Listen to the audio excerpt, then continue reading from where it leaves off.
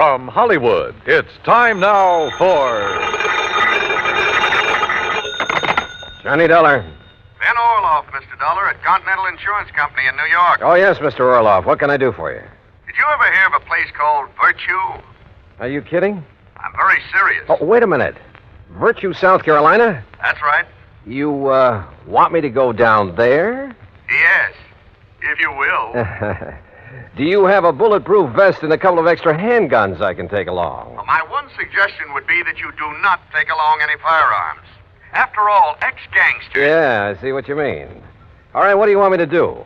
Our representative has his office in Georgetown. He can give you the whole story. His name is Joseph Pigatello. Got it, Joseph Smokey Pigatello? The guy whose name was linked with Murder Incorporated a few years back? Yes, Dollar, Joe Smokey Pigatello. You, sure you want this assignment? Well, I'll tell you this, Mr. Orloff. Yes? If you don't have to pay off on my insurance policy before I'm through, well, mister, this is going to cost you a whopping big expense account.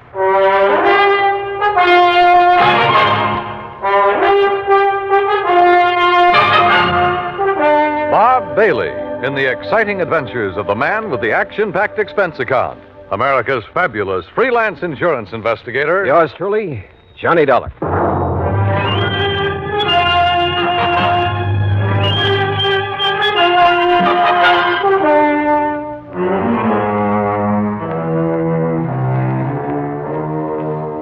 Expense account submitted by Special Investigator Johnny Dollar to the Continental Insurance Company, Georgetown, South Carolina office.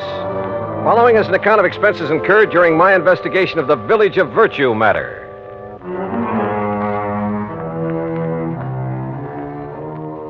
Expense account item 1, $47 even, transportation and all the incidentals I could think of, Hartford, Connecticut to Georgetown, South Carolina.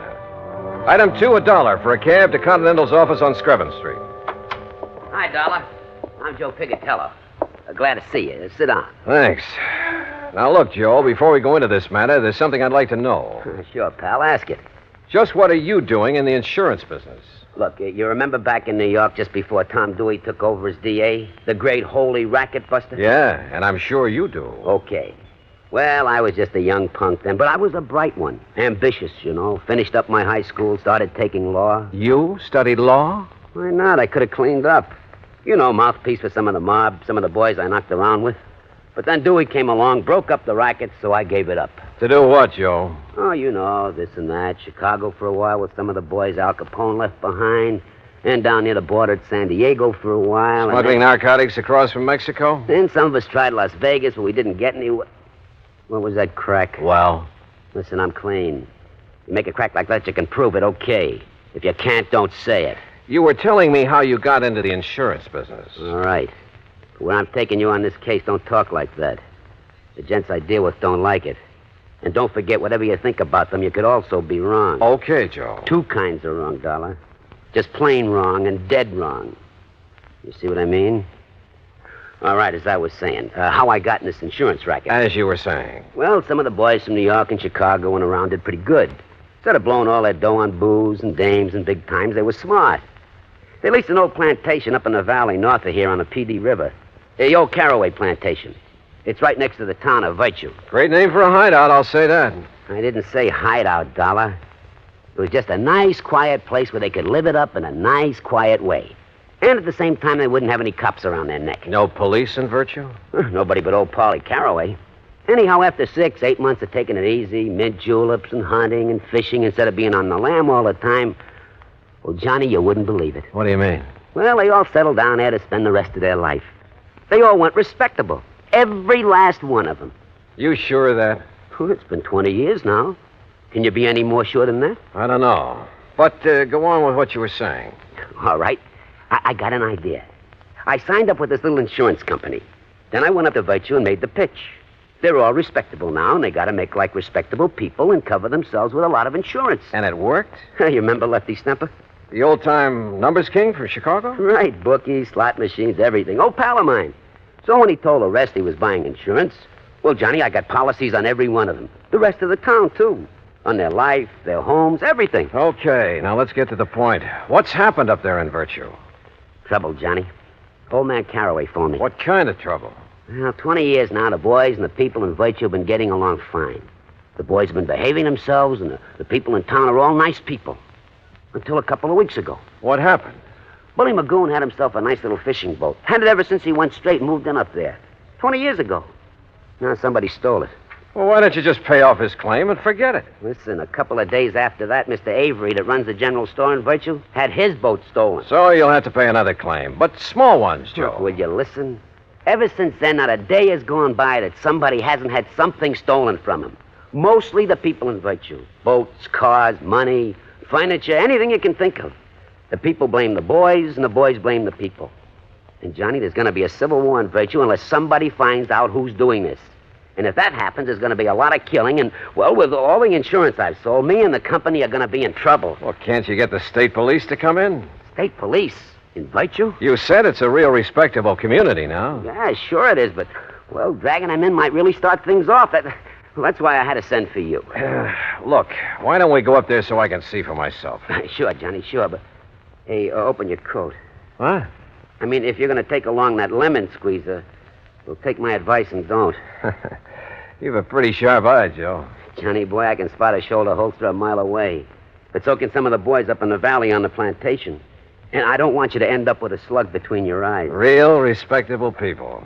Well, shall we go? My car's outside. Into the Valley of Death rode the 600. Huh? At least a couple of them. What are you talking about? Nothing, Joe. Let's go.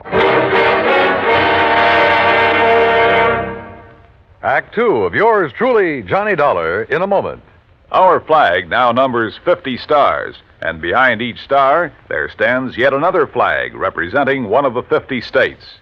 Florida's state flag bears the Red Cross of St. Andrew in sympathy with the flag of the Confederacy on a field of white. Centered over the cross is the state seal. Within a golden circle, the sun, an emblem of glory and splendor representing absolute authority, peers over a highland in the distance. Flowers, a symbol of hope and joy, are scattered by an Indian maiden, indicative of the Indian influence within the state. Centered is the cocoa or palm tree, an emblem of victory, justice, and royal honor.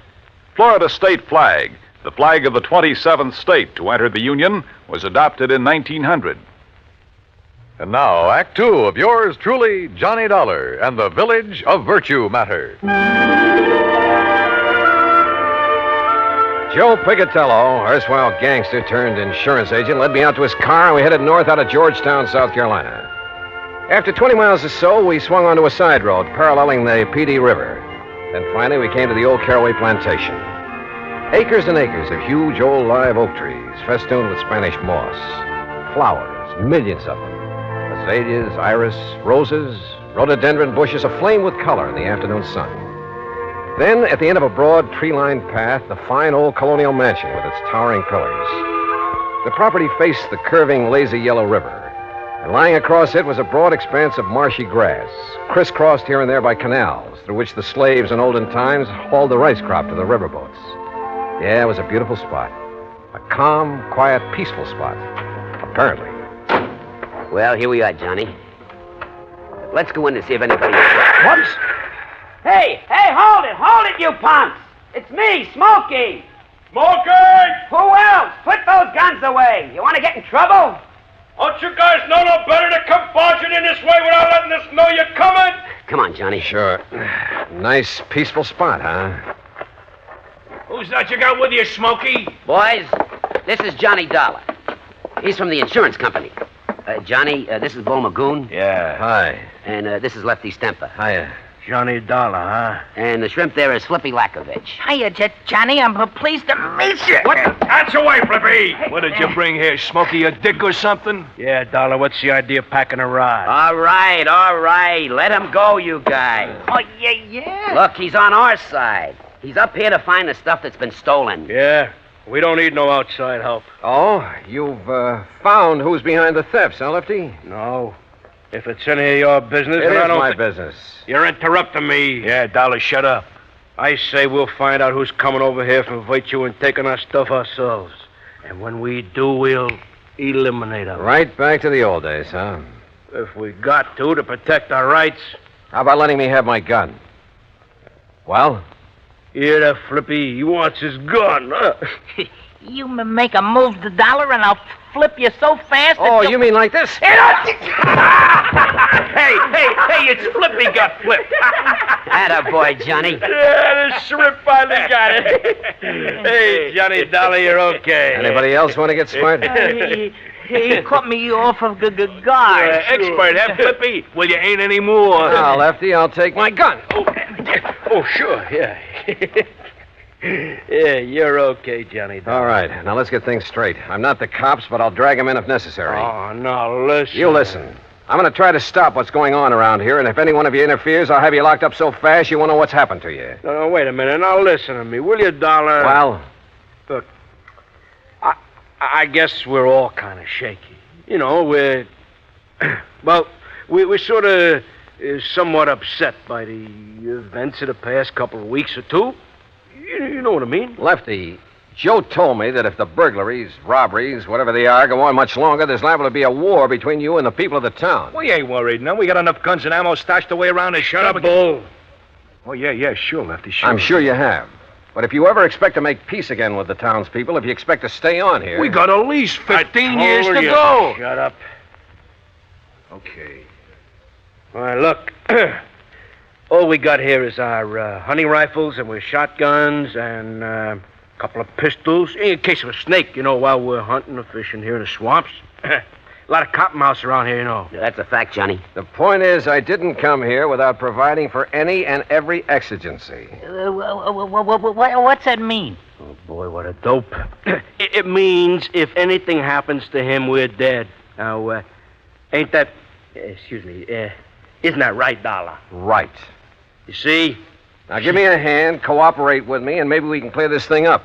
Don't, and I have only one alternative. What's that mean? Shut up. And that's to have you legally ousted from here, out of the state if necessary. Oh, now, look, Dollar, we'll cooperate. Now, I don't mind telling you, we love this place. Look, it's the only real home we got. Flippy and Sadie, we got Bull and Mary and me and Nora. Maybe we got records, all right.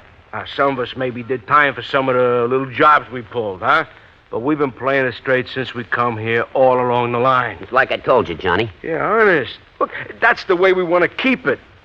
If the people in Virtue will just leave us keep it that way. And you know something? I don't get it. Don't get what, Lefty? Well, over 20 years, everything's been nice and okay, huh? Now they got to start this. What about the losses they've suffered? Hey, ask me, Dollar. They're phonies to cover up for robbing our stuff. Nobody asked you. Oh. Maybe they think the same way about your losses. Say. Yeah. Now, where's the owner of this place? Caraway? Oh, yeah, he's over in Virtue at his office. Office? Sure, he's a mayor and a police. All right. Joe and I are going over to see him. Now, Johnny... Oh, Smokey, will you please don't go? They see you guys coming from here, they're going to take a shot at you. That Caraway told me so. Yeah. Sure. We'll take that chance. Come on, Joe. Well, I'll tell you, Johnny. Tell me along the way. Come on. The more I thought about the whole thing, the sillier it all seemed. Yet it was obvious that even after 20 years, Lefty and Bull and Flippy might think of only one way to settle their problems, with a gun. And if the people of Virtue were feeling the same way. But as Joe and I walked along the main, the only street of the little town, there were no signs of hostility or even suspicion toward us. Now, look, Johnny. If those bums back at the plantation are making this trouble... Why? Why would they, Joe? Well, that's what I don't get. But what if they don't like your interfering and decide to knock you off? Then I'll probably go to my grave unmourned, unremembered. Yeah, but you told Lefty you'd provided for every exigent... for if anything should happen to you. Yeah, and he and the boys believed it. And if anything does, Huh? Yeah. All I can hope is that they keep on believing.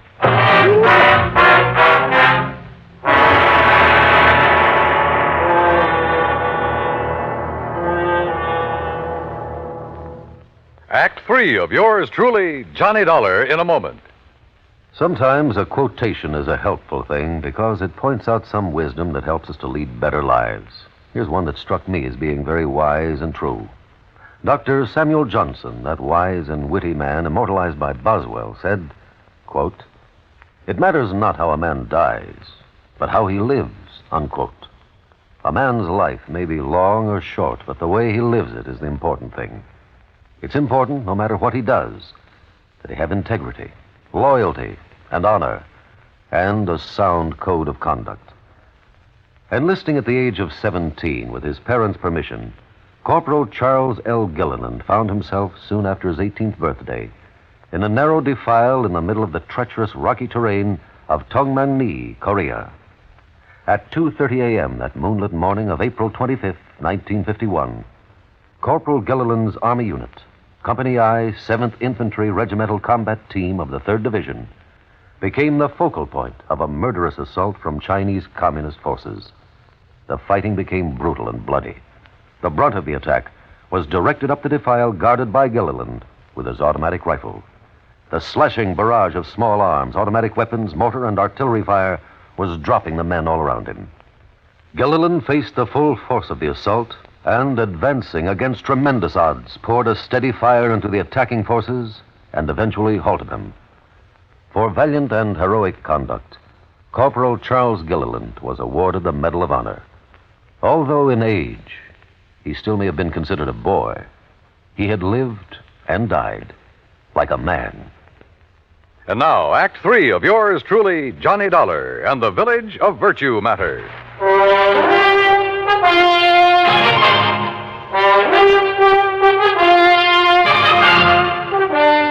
Joe Pigatello and I walked the main street of Virtue, South Carolina, unmolested, virtually unnoticed. And we found the mayor, Parley Caraway, in the little shack that served for an office. I'm also the police chief, Mr. Dollar. Don't you forget that, sir. And you found no clue as to who has been committing the robberies? No, sir. None whatsoever. But who else would do it? They're all three of them ex-gangsters. Sure, ex-gangsters. Why, Mr. Caraway?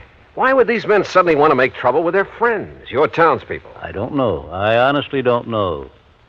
Unless, of course, they think they can take over the way they used to take over gangs in the old days. After 20 years of a happy relationship? Mr. Caraway, they never made a bit of trouble in all that time. I know it. But the fact remains that unless this trouble stops, after all, Virtue was here long before they came, unless it stops, I say, I shall have to break their lease and make them leave the plantation.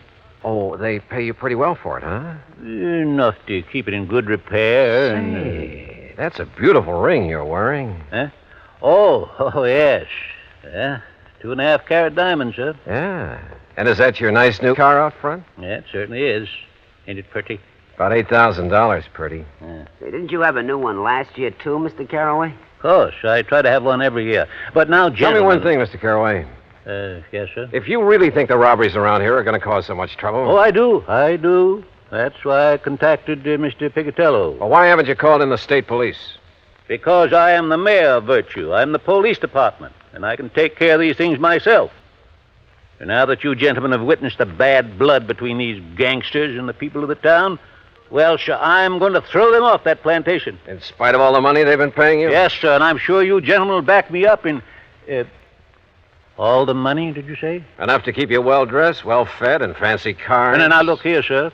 Do you realize how much that property will bring? Well, now, that depends. How much have you been offered? I'll tell you how much. $124,000. Ah. How did you know? You just told me. Well, now, listen. You also told me why you've been robbing the people of Virtue and those men at the plantation to stir up bad feeling, give you an excuse to get them out. What? Johnny, you're right. Now, just... Caraway, if I do call in the state police, it'll be to have you locked up. No. And if Joe here has any sense, he'll tell the insurance company to bring charges of fraud against you. You said it. Oh, but the money. Think of all the money I could make selling the old place. Now, where's the stuff that's been stolen? It hasn't been harmed. It's stored away, carefully stored away. I was going to give it back when those men left, and I could sell the place. Give them their stuff, too? Well, I'd make up for it in cash, every cent of it in cash, yes. I'd say it was for breaking the lease. Truly, Mr. Dollar. Now, you listen, you old money-grubbing crook. You're in trouble. You'll call in the state police? You bet I will. Unless... Unless what, sir? First, you lay off the plantation. You've leased it to those men. Let them have it. And return all the stuff you stole. Oh, but if they find out... Well, you figured how to get it away from them. Now figure out how to get it back. Discover it, anything you like. Well... The point is that if you don't get it back, I'll tell them where it is. And you know what that'll mean. Oh, yes, sir, Mr. Dollar. I'll get it back. Also respect that lease. I believe it has 15 more years to run. Yes, sir, it has. I will... Okay. Do all this, and Joe and I will forget the whole thing. But if you don't, And Joe will be checking on you. You said it. Oh, but I will, Mr. Dollar. I promise you I'll get right on the... Come on, Joe. Let's go back to the plantation and have a drink with some respectable citizens.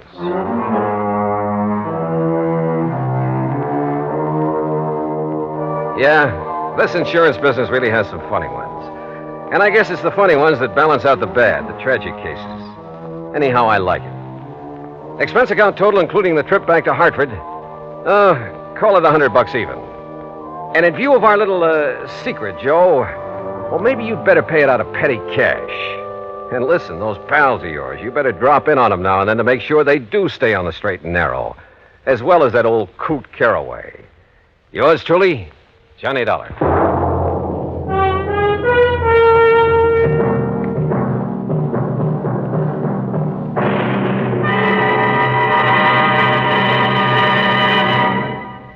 Our star will return in just a moment. Our flag now numbers 50 stars, and behind each star there stands yet another flag representing one of the 50 states. Michigan's state flag was born on February 22nd, 1837. Because of the strategic role played by Michigan in the War of 1812, the word "to a bore, I will defend," is prominent on the blue flag of Michigan. Beneath it, a rising sun casts its rays over a lake, and a man standing on a peninsula with his right hand raised, symbolizing peace, while in his left hand he holds a gun, indicating that although they love peace, the people of Michigan are ready to defend their state and nation. Another motto, the state's official one, is at the base of the flag: Si queris peninsulam emonam circumspice. If you seek a pleasant peninsula, look about you. Thus does Michigan's flag carry its own invitation to visit one of America's scenic areas. Michigan's state flag, the flag of the 26th state to enter the Union, was adopted on August 1st, 1911.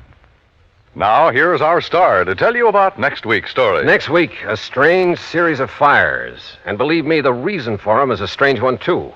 Join us, won't you? Yours truly, Johnny Dollar.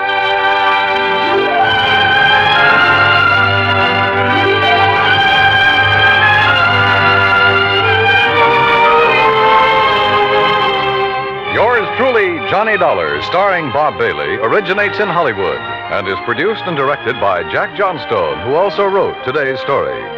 Heard in our cast were Frank Nelson, Billy Hallop, Jack Crucian, Peter Leeds, Gil Stratton, and Will Wright. Be sure to join us next week, same time and station, for another exciting story of yours truly, Johnny Dollar. This is Dan Cubberly speaking.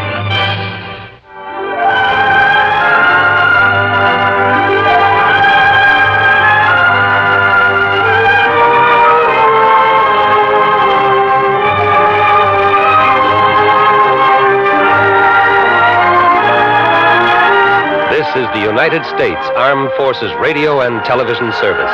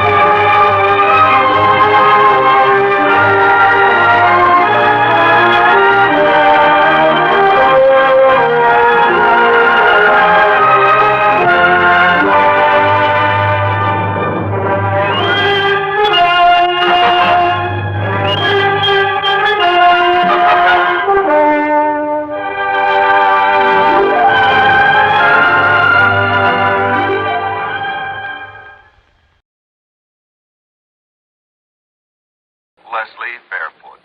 Percival, what? He's head man at Tri-Western Life Insurance Company in Eugene, Oregon. Oh, brother, with a name like that, what's bothering the dear boy, Pat? Exactly $50,000. Yeah, how'd he lose it? He didn't. He wants to give it to the beneficiary of a life insurance policy. What's the name of this beneficiary? Jonathan Doe, also of Eugene, Oregon. Jonathan. John Doe? That's Now, right. wait a minute. That's You right. sure this isn't a gag of some kind? Hardly. I have a photostat of the policy right here in front of me. Okay, Pratt, I'll take your word for it. I also take it that Percy wants to hand over the money but can't find this John Doe. Right. But maybe you can. Expense account at my usual commission based on face value of the policy? Well, Johnny, we usually make that percentage deal on whatever you may be able to save the company. But in this case, you'll stretch a point and give it to me. I didn't say Okay, that. Pat, it's a deal. I'll be in touch. Johnny!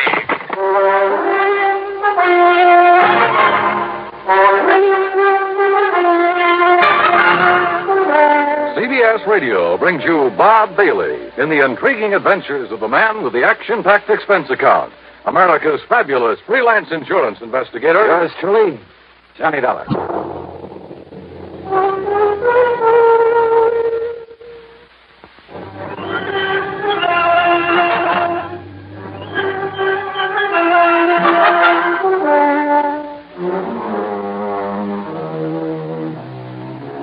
Expense account submitted by Special Investigator Johnny Dollar. To the Tri-Western Life Insurance Company, Eugene, Oregon. Attention, Mr. Percival Leslie Fairfoot. Wow. Following is an account of expenses incurred during my investigation of the really gone matter. Percy Fairfoot. And a missing beneficiary by the name of John Doe. Oh, well, it's a living. So in spite of the late hour, item 1 is $162.85 plane fare, Hartford to New York to Portland, Oregon. For some reason or other, I couldn't get to sleep during the cross-country flight. Of course, it may have had something to do with the good-looking redhead in the seat next to me. In any event, by the time we pulled into Portland a few minutes after 4 a.m., I was bushed. Then I had to wait some 4 hours for the local flight to Eugene. It was after 11 a.m. when I finally walked into the office of Tri-Western on Jefferson Street. I was tired, hungry, and in no mood to bandy words with anybody by the name of Percy. The office straight ahead, Mr. Dollar. Thanks. He's expecting you. Very anxious to see you. Oh, yeah, I'm sure. Well, come in, Dollar. Close the door and come in and sit down. You're Percival Leslie? Yeah, that's right. Call me Les. And come in, come in. Yeah, sure. Well, you look like you've been run through a ringer, Johnny. How about a little drink? Think that might help? No, thanks. Or is it because you've been nipping at the jug all the way out here? Oh, hardly. Of course, there was that redhead in the seat next to mine. Oh, yeah, those redheads, they'll do it to you every time. Good looking. Well, I told you I didn't get any sleep. Oh, baby, you're a man after my own heart. But now, listen. Did Pat McCracken tell you why I wanted to see you? Something about a missing beneficiary. Now, here's a story in a couple of nutshells or two. We got a lot of farms around here. Big ones, little ones, all kinds. A few years ago, Harvey Wakeman and his family came out here. That's Mrs. Wakeman and his 20-year-old son, Ben. It's Wakeman's policy that's involved? Just let me give it to you my own way. It'll save time. Huh? Yeah, shoot. Well, Wakeman used to be a professor at some agriculture college somewhere back east. When his doctor told him if he didn't stop teaching and retire, he'd die before his time, why, he came out here and bought this farm up this side of Coburg and went to work on it. He called that retiring? Oh, he did wonders with it. And when he died a few weeks ago... Les. Yeah? A wife and son? That's right. But he left the insurance to somebody by the name of... That's right, to a man named Jonathan Doe. Just who is this John Doe? Ask me, Johnny. He isn't. Well, what do you mean by that? You ask me, Jonathan Doe is dead. Now, he must have known old man Wakeman was leaving him this money, so why isn't he around to collect it? Yeah, I see. Tell me one thing, Les. What's that? How did Wakeman die? Sound asleep in his own bed in his own house. Nothing to be suspicious about, if that's what you meant. Okay. Now, let's get back to Jonathan Doe. Wakeman's best friend, Johnny. Had a farm just north of Wakeman's on a little side road. The way I understand it, Wakeman spent almost as much time this past year over at Jonathan's helping him out as he did on his own farm. His best friend? Yeah, that's why he left him the insurance money. After all, he left his widow and his boy his own farm worth 3 or 4 times that much. I see. But now my problem is I can't find Jonathan Doe. Well, he just disappeared? Just disappeared. When? About the same time Harvey Wakeman died, near as we can figure it. That was 3 months ago. What do the police think? Well, they decided the only thing we can do is wait. Maybe he'll show up again. But you ask me, Johnny. Yeah? That means wait for 7 years until he's legally presumed not to be alive, and then give the money to the secondary beneficiary. Legally presumed not to be alive? That's a funny way to put it. Well, that's the way Harvey Wakeman had me write it in his policy. But you know what it means, Johnny. Sure, the statute of limitations. When someone fails to show up for 7 years, the law presumes him to be deceased. But this company doesn't like that sort of stuff hanging over its head. So, Johnny, it's up to you. Either find this Jonathan Doe or more likely prove him dead. So how are you going to start? You know something? Yeah. Well, you've given me so much to go on. Right. That, Les, I haven't the least idea.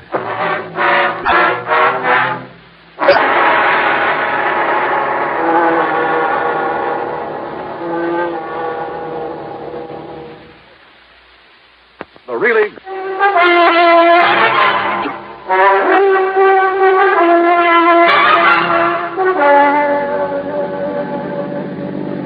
Expense account item 2, $50 deposit on a rental car after a big lunch at Les Fairfield's expense.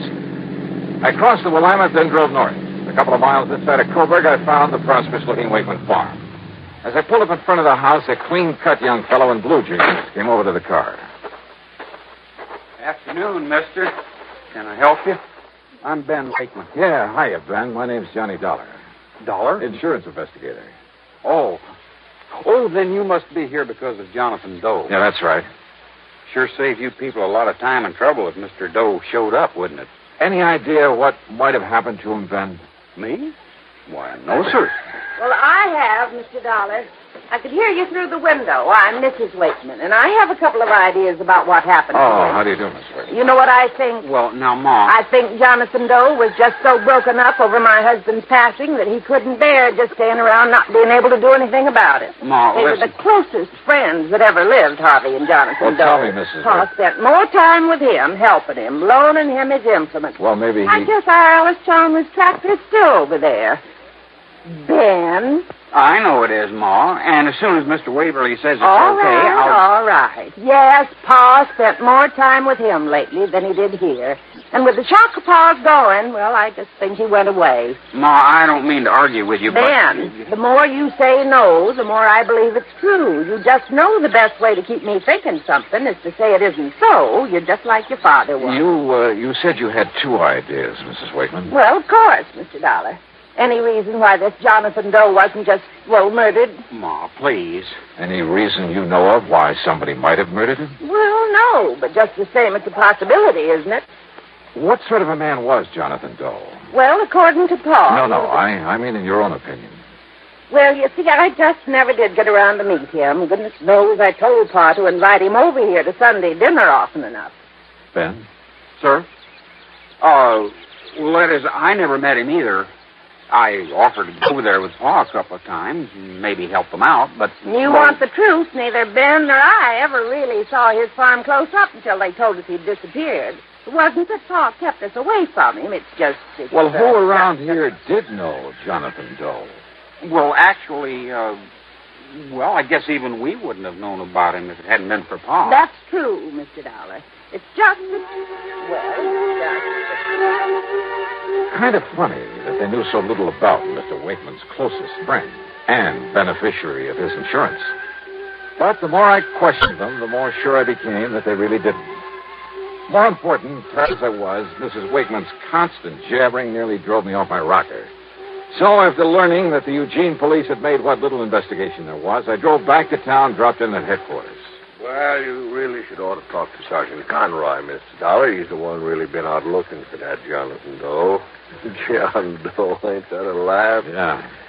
Well, is Conroy around here now? It's his afternoon off. I don't know where you'd find him. He'll be on duty 8 a.m. in the morning, though. Okay, thanks. I'll catch him there. Sure. I spent the rest of the afternoon contacting everybody I could think of who might have had some contact with Jonathan Doe. At the post office, I learned the delivery man had only seen him at a distance, driving Wakeman's tractor across the field. None of the merchants remembered his having ever come in. I drove out into the country again, talked with other farmers living nearby. None of them knew anything about him, nor had ever seen his face. I drove to his farm, went over the place with a fine-tooth comb. Result? Nothing.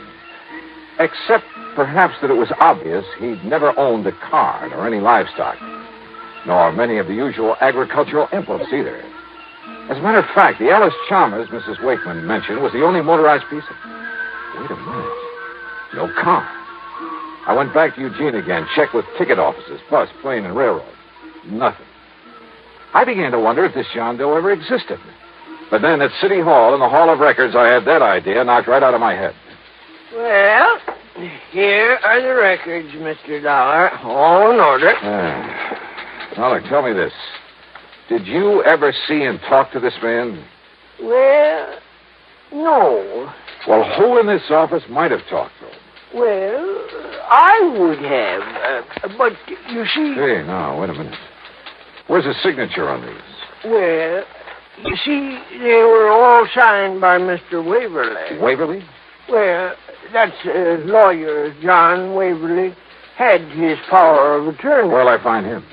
Well, I understand he went up to Portland this afternoon. Oh, son of a gun. Somebody around this town must have known this Jonathan Doe, must have seen him somewhere, sometime. Well, of course, Mr. Dollar. All right, who? Well, now, that's something I just don't know.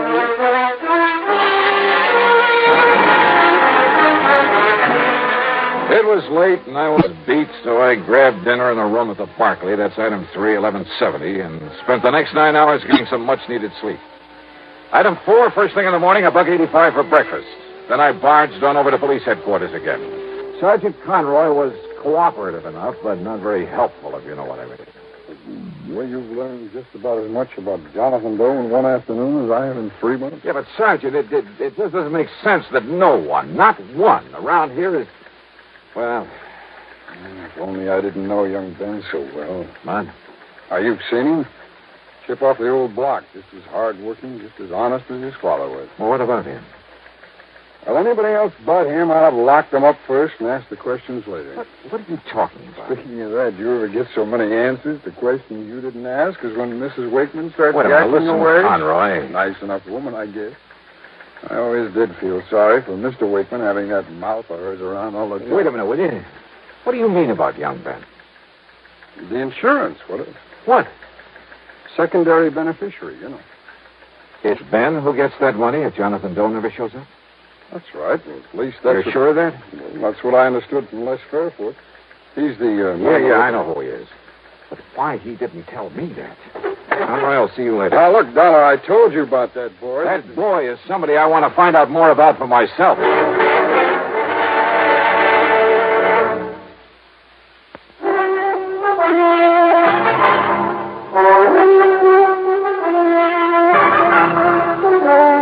Expense account item 5, 10 cents for a telephone call to Les Fairfoot. Johnny, you're not trying to tell me Ben could have killed Jonathan Doe to get that $50,000 7 years from now? Didn't he? Oh, I know that boy. I've known him for years. Or maybe he paid him off to disappear this way. When by simply staying around, he could get $50,000. Are you sure that Jonathan knew he was beneficiary of that policy? Well, I'd certainly imagine old man Wakeman would have told him so. Wakeman never say he did? Oh, no. You ever tell it to Jonathan? I never even met him. Not you nor anybody else, and I've been wasting all this time trying to find someone who did, who knew something about him. But, brother, that's all beside the point now. What are you going to do? Go out to that farm for a showdown with Ben Wakeman. Showdown? I'm afraid I kind of made a fool of myself trying to trick that boy into confessing that he disposed of Jonathan Doe. He had an answer for everything. But I mean a straightforward, honest, eye-to-eye answer. As for his mother... Ben, who's worked so hard to take care of me and Paul ever since he first got sick, how can you say such a thing? It's all right now, Mother. It's just Mr. It's Dollar. just that he's accusing you of the most horrible, the most awful things, and he has no right to. Well, look, Mr. You think that Ben, this wonderful boy who's taken such good care of this farm, just like his father wanted, and who's even taken care of Jonathan's place ever since and taken care of us, I ought to scratch your eyes out for even thinking such a thing. Well, I'm sorry, Mrs. Wakeman. You'd better be, and you just better get out of here. Mother, If please. I had any sense, I'd sue you. I'd call up John Waverly and Wait tell a minute. him... Waverly? That's right. Lawyer Waverly. He was Dad's attorney, Mr. Dollar. Your father's too? Of course. Then he's the one I want to see. Just don't you worry about that. You just come around here like this anymore, and you'll see him in court. Mrs. Wakeman. Go on now, get out of here. Mrs. Wakeman, I may end up by owing you a big fat apology. You certainly will, but right But now... until I talk with this lawyer... Right now, you can just get out of here. Yes, ma'am.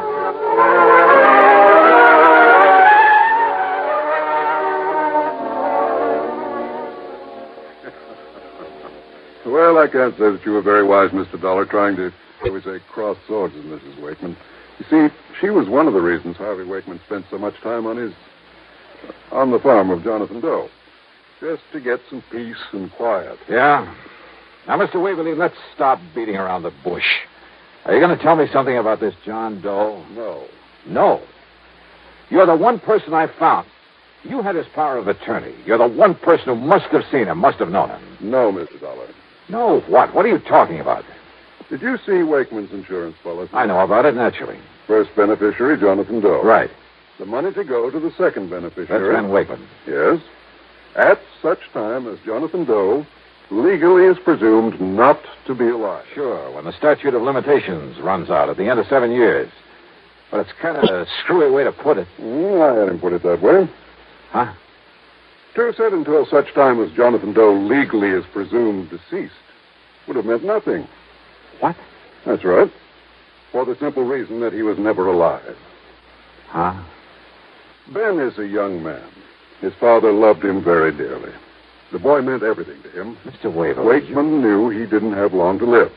He arranged it so that his farm and the profits from it would pass to his widow and his son. Well, of course.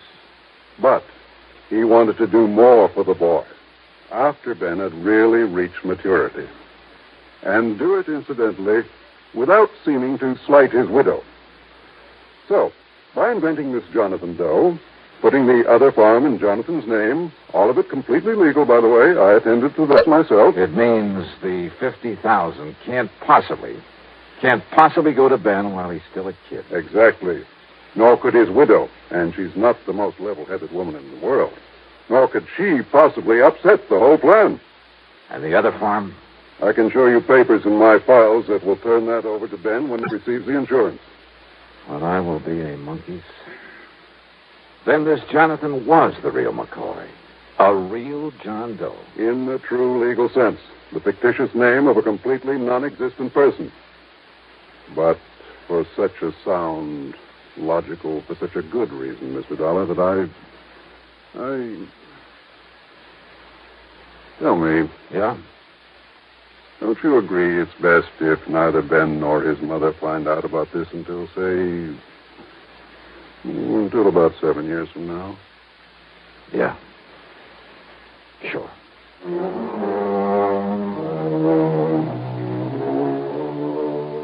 So, Les, you can just hold this $50,000 payment outside and outstanding for a while. And don't forget to keep up the interest on it. Also, I think you have sense enough to keep your mouth shut about it. So, expense account total, including another hotel bill and the trip back to Hartford, $40105. Yours truly, Johnny Dollar.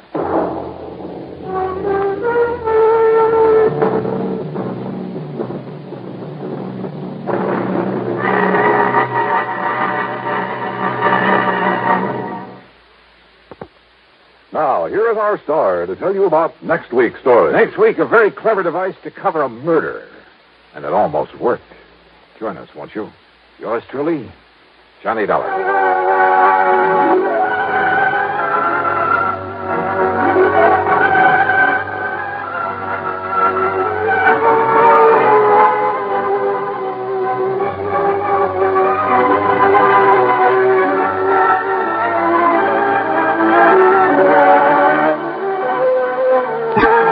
Yours truly, Johnny Dollar, starring Bob Bailey, originates in Hollywood and is written, produced, and directed by Jack Johnstone.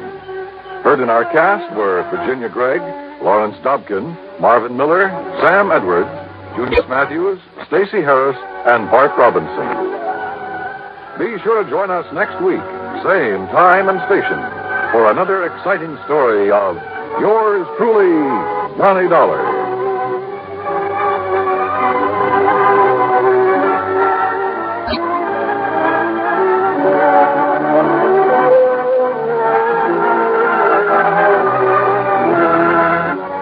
Dan Coverly speaking.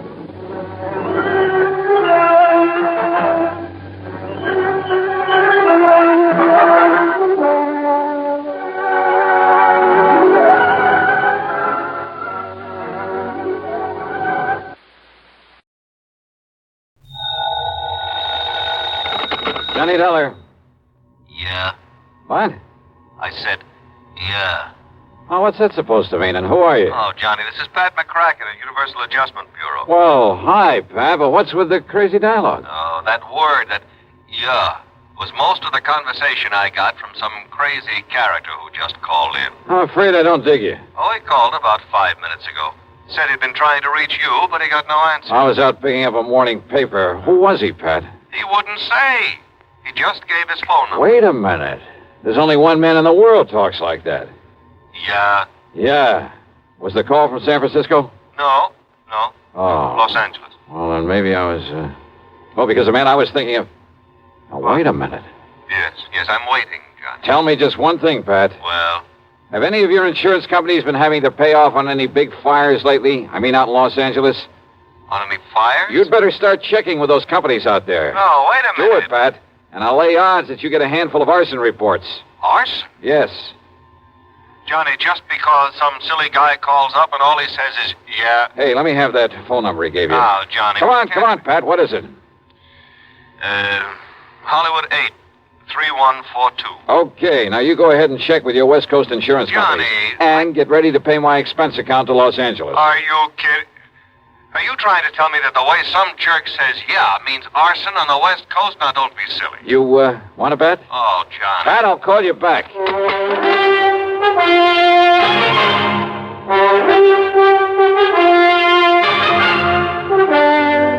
CBS Radio brings you Bob Bailey in the exciting adventures of the man with the action-packed expense account, America's fabulous freelance insurance investigator. Yours truly, Johnny Dollar.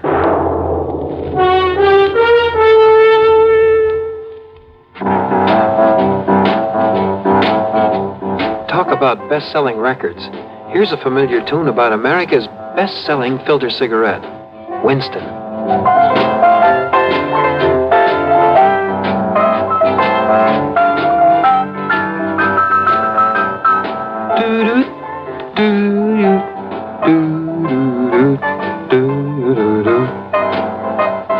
Winston gives you real flavor, full, rich tobacco flavor. And you know, that's because only Winston has filter blend up front. Choice, flavorful tobaccos, specially selected and specially processed for filter smoking. No wonder Winston tastes good, like a cigarette should. Smoke Winston. And now, Act One of yours truly, Johnny Dollar.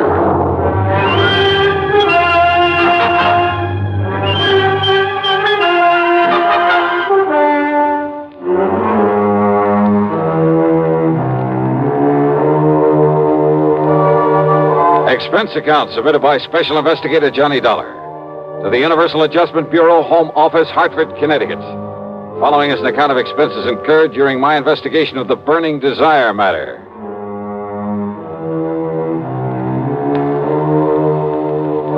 Yeah, as I told Pat McCracken, there was only one person I knew whose conversation might consist mostly of that one word. So, expense account item 1, $250 for a phone call to Hollywood 8, 3142.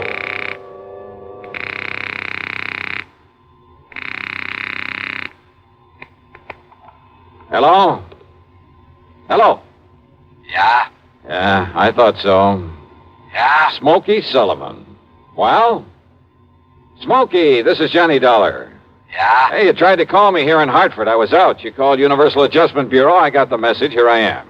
Yeah, Johnny. Only what are you doing in L.A.? Last time I saw you was in San Francisco. Got a job here, Johnny. Legit. Hey, that's the stuff. Pays off, too, doesn't it? Yeah. You're my friend, Johnny. You've done a lot for me. So, when I got a chance to help you... Well, is something doing out there, Smokey, that I ought to know about? A bunch of fires, Johnny. Arson, huh? Yeah. Is there insurance involved? Why else anybody use a torch? Yeah, you got a point there. But do you have any lead on whoever is behind the fires? Yeah. So you better come out here, Johnny. Okay, the first plane I can get. Where'll I find you? 322 South Equity Avenue. South Equity. Okay, Smokey, I'll be there. Yeah. Uh-huh. Now I'll call to Pat McCracken, pack my bag, and... Johnny Dollar. Oh, Johnny, thank goodness. Pat? Yes. I was just about to pack up and Now, call don't you ever get off that phone of yours? I was talking to the guy who telephoned. Listen to me. Johnny, you were right. Only reason that nobody smelled a rat is because a different insurance company was stuck with each of those fires out there. So until I called them to give me a report. Oh, and listen. I'm listening, Pat. According to the L.A. police, every one of them could have been arson. Okay, I'll grab the first 7 one. of them in a row, Johnny, that we know about so far. I mean, I haven't got the reports in yet from all the companies, and I'm also waiting for another report from the police. Now, Johnny, your best contact out there. That I've already got. What? Yeah. Oh, you mean that character who called us up? Yeah. Look, will you please tell me, who is he? What does he know about this? Universal adjustment, putting the old expense account on this? Yes, of course. Then I'll give it all to you in the usual report. See ya. Oh, now, Johnny, listen. Sorry, Pat, I gotta catch a plane. Expense account item 2, $162.85 plane ticket from Hartford to Los Angeles. Thanks to the time differential, it was only shortly after dark when the big mainliner set down at the L.A. International Airport. Item 3, $7.50 for a cab to Smokey's address. It was hardly Beverly Hills or Bel Air, believe me. 322 South Equity was in a beat-up part of a downtown industrial section. A weather-beaten 3-story house with a sign out front that said Boarders by the week a month.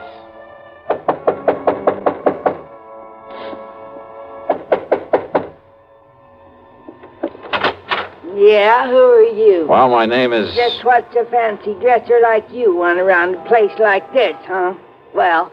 I'm looking for a man by the name of Smokey Sullivan. I understand he lives here. That's right.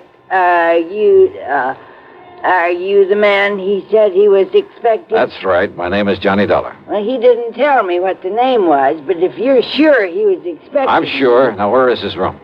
I don't know. Where is his room, please? Well, it's up on the 2nd floor. It's just to the right after you get up the stairs. Okay, thank you very much. Well, now maybe you'd better... It's all right, I'll find it. Thanks a lot. No, what I mean is, I thought you'd already come. I mean, what I mean is...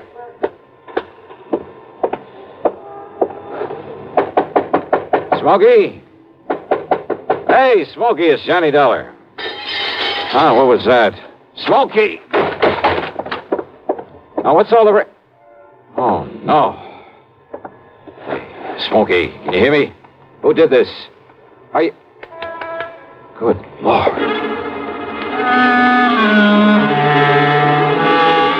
Smokey had really had it. Whoever had beaten him up probably would have killed him if I hadn't come along and scared him away. I looked out of the broken window, but of course was too late to see who'd done this. Meantime, the landlady appeared, and I had to get me some towels and a basin of cold water. Here you are, Mr. Oh, good. Thanks a lot. Somebody sure laid into him, I'll say that. You ask me, it's a wonder if he stays alive. He'll be all right. He'd better be. You're lucky you come along to see him, is all I got to say. Yeah, you better get me a couple more towels and maybe another basin of water. No, wait. What? You won't need them, mister. I got a much better idea. If I can find it. Hey, Smokey. Give me a minute to find that bottle. Well, here it is. Yes, sir. This here'll fix him up. Smokey, can you hear me? Fix him up quicker than a wink. It's Johnny Dollar. Here now, mister. You just pour a slug of this down his gullet and see if it don't bring him to. Huh? Oh, yeah, good idea. Let me have that. Oh, sure. It's real genuine California cognac, it is. And soak up another towel for me, will you, please? I sure will, mister. All right, here now, Smokey, here. See if you can get down some of this. Easy now, huh? That's it.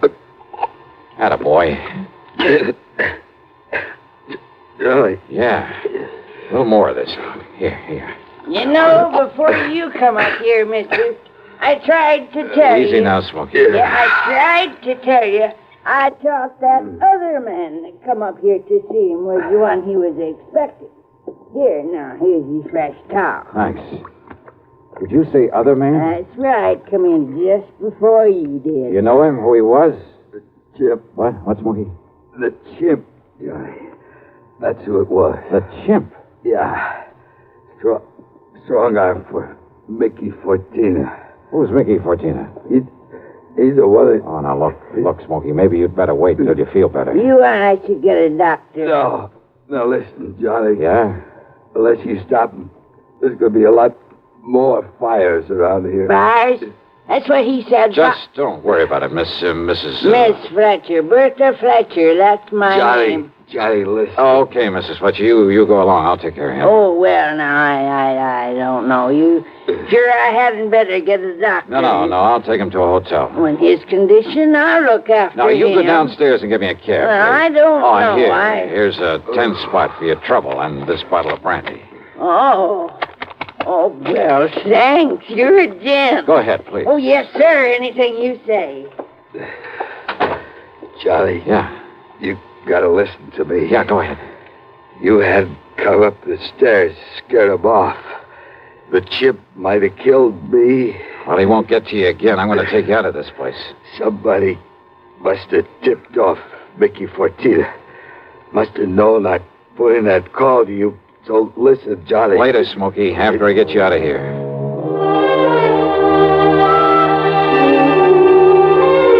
Item 4, the $10 to Miss Fletcher. Item 5, $1.50 for a cab to the Statler Hotel, where I had to show my credentials to the room clerk to get a bed for the somewhat mangled Smokey Sullivan. Item 6, $15 to the doctor who came up to the room, and I must admit got him back into pretty good shape. Then, when the doctor had left us... Yeah, Johnny, all those fires, big insurance, all of them set. 7 of them in a row. So that means by one firebug, this Mickey Fortina you mentioned, huh? No, Johnny, Mickey's too smart for that. What? All set by different guys. I don't know who they are, but I see no remains. And the police ain't sure, but I know there was arson. Who's Mickey Fortina? He's a go-between. I seen this happen before. Yeah? Frisco, Seattle, and Denver, a lot of places. He brings in a lot of boys of his own. Everyone got a different way of setting the blaze. So the cops can't tie it up with any local boy whose methods they know? Yeah. Fortina's a go-between? He makes the deal with whoever wants a fire. And the police aren't onto him? What for? He never set a fire himself. Well, I know, but he's the guy that... By the time the arson squad is in, the guy who done it is far away. So there's no witness can prove Fortina set up the deal. And the police have never been able to put the squeeze on whoever made the deal for a fire? And get sent up for it? For being accessory or whatever you call it? Oh, yeah, I see what you mean. Yeah. Fortina sent for me when he found out I was here in L.A. I used to know him, Johnny. Wanted you to be a torch for him, huh? He just asked if I wanted to work for him. And he knew that I knew what he meant. But if you knew that Fortina was operating here... Smokey... How could I prove it? How can I prove it now? Well, maybe I can. But if he finds out I sent for you, Johnny... It looks to me like he already has. Oh, yeah. All right, then. If somebody who wants a fire can get to Mickey Fortina, there must be some way I can. At his office. His what? At his office every night. 1025 South Spring. He has an office for a racket like this? Why, you'd never know it. You'll see. Yeah, I think I'd better see. Hey, Smokey, you... Who's that? You got a gun, Johnny? Right here and ready.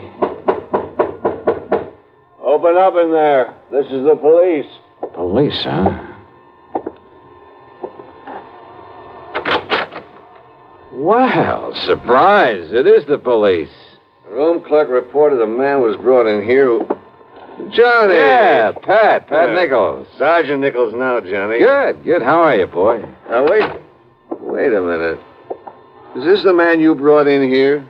Smokey Sullivan? Listen, officer, Johnny, you think maybe Smokey is tied in with this string of fires out here? No, tell him, Johnny. No. You tell him, Smokey, anything you want. Well, no. Look, you know I'm no good at talking to a cop. Yeah, well, Johnny. give it a try. And, Pat, be sure you stick around to keep an eye on him. What? Smokey may need a bodyguard. You. Huh? Yeah. Until after I've made a little business call. Johnny. Now, look, if you're out here because of those fires... Did I say I was? I didn't tell him anything like that, did I, Smokey? No, Johnny. And I see what you mean. Now listen, Just stick around, Pat. I'll see you later. If I had told Pat where I was going, he might have wanted to come along. And a man in the uniform would hardly have helped in the plan I had for trapping Mickey Fortina. But you know something? Going over to see him alone was a big mistake. One I almost didn't live to regret.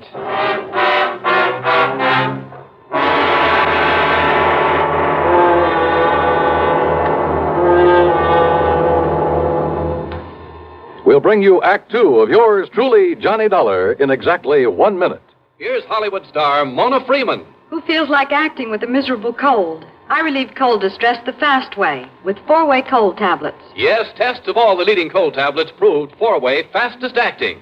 Amazing 4-way starts in minutes to relieve muscular pains and headache, reduce fever, calm upset stomach, also overcomes irregularity. When a cold strikes, do what I do. Take 4-way cold tablets. It's the fast way to relieve nasty cold distress and feel better quickly. 4-way, only 29 cents. Now, here's a word about another fine product of Grove Laboratories. Had dandruff for years? Now get rid of it in 3 minutes with Fitch Dandruff Remover Shampoo. 3 minutes with Fitch regularly is guaranteed to keep unsightly dandruff away forever. Apply Fitch before wetting hair, rub in 1 minute. Add water, lather 1 minute, then rinse 1 minute. Every trace of dandruff goes down the drain. 3 minutes with Fitch, embarrassing dandruff's gone. Fitch can also leave hair up to 35% brighter. Get Fitch Dandruff Remover Shampoo today. And now, Act Two of yours truly, Johnny Dollar and the Burning Desire Matter.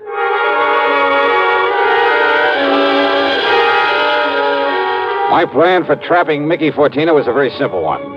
I'd make like a property owner who was anxious to collect some fire insurance, who was willing to pay in advance to make sure my property went up in flames. Easy, or so I thought. Item 7, 85 cents per cab to the office building at 1025 South Spring. The only lights on were in Suite B on the second floor. According to the directory in the lobby, that was the office of the Fortina Friendly Loan Company. Loan office, huh? Yes, sir. Can I help you? Yeah, I'd like to see Mr. Fortina. You got an appointment? No, but I'd like to make a little deal with him. Can I have your name, mister? It's Morris, Theodore Morris. Just a minute, huh? Excuse me. Yeah, sure. Man says his name is Morris, wants to see you, Mick. Oh? Hey, listen, has the chimp come back yet? No. And he said he was going to send Husky over there. Husky? Why? Well, Chimp said he was afraid if he showed up at that hotel... Careful what you say. Close the door. Sure. The chimp. And somebody was going over to the hotel. That can mean only for one thing, to get Smokey Sullivan. I carefully edged over closer to the door of Mickey's office, hoping I could hear more. But it was too thick. And it suddenly dawned on me. If they knew I was the one who put Smokey in that hotel, they probably also knew why I'd come here. There was only one way to make sure. I'd have to go through, or at least try to go through with a bluff I'd planned. Oh, sorry to keep you waiting, Mr. Morris, is it? Yeah, that's right, Mr. Fortina. Ted Morris. Oh, Mary, when he gets here, send him in. Sure, Mick. Come in, please. Sit down. Yeah, surely. Thanks a lot. All right, I'll get right to the point, Mr. Fortina. Oh, by all means do, Mr. Morris. Well, I own a big shoe store over on North La Brea. Yes? Well, business has been pretty bad. Lately, I've been losing a lot of money. Too much stock on hand, big inventory, and how it is. Well, if it's good merchandise, I see no reason why we can't arrange a loan for you. Yeah, well, a loan? Of course. What else? Well, listen, I carry a lot of insurance on not only the stock, but the building, too. Oh? How much, Mr. Morris? Well, it adds up to over $185,000. I see. It's very commendable. But why do you tell me about this insurance? Well, I said I'd get to the point. Now, listen. If that place was to burn up some night, the whole works, I'd collect a lot of money on it, all the insurance. And, of course, be in a position to repay whatever loan I advanced to you. All right, stop beating around the bush, 14. I want that place burned out. Can you fix it? Mr. Morris, if you want a loan, possibly even a sizable... Well, you know what I want. Come on, how about it? As I said, possibly we can advance it to you. Now, look, I didn't come up here to... However, as evidence of your good faith, your, shall we say, good intentions, are you prepared to make a down payment on such a loan, say, $10,000 cash in advance? What are you talking about? Set the fire, burn the place up so I can collect the insurance, and I'll give you $15,000. Now, just a minute. Who said anything about setting a fire? I did. Well? Who sent you here? If you said it was a former client, I won't believe it. Oh, look, does it make any difference? Do you by any chance know a man by the name of Smokey Sullivan? Sullivan? He knows him all right, Mick. Wow. The chimp? Shut up. Sure, Mick, this is the guy I told you about. I come to see Smokey at his rooming house. What I left of him. Very interesting. After I ducked out, I hung around there. I seen him take Smokey in a cab. I followed him to that hotel. Did you send Husky over to take care of him? Sure. And listen. Yeah? I don't know what name this guy gives you, but when he knocks on Smokey's door, he says it's Johnny Dollar. Dollar? Insurance ticket? Yeah, that's right, Mickey. All right. So maybe I do arrange another fire with you in it, Dollar. Mickey! There's a police car just pulled up in front! Go ahead, Chimp. Yeah, don't kill this dirty... All right, now, 14er, your turn. Don't move, Dollar. Reach for a gun and I pull this trigger. I see. Yeah. How are your eyes, Mickey? Can you see in the dark? What? Without this lamp in here? All right, you...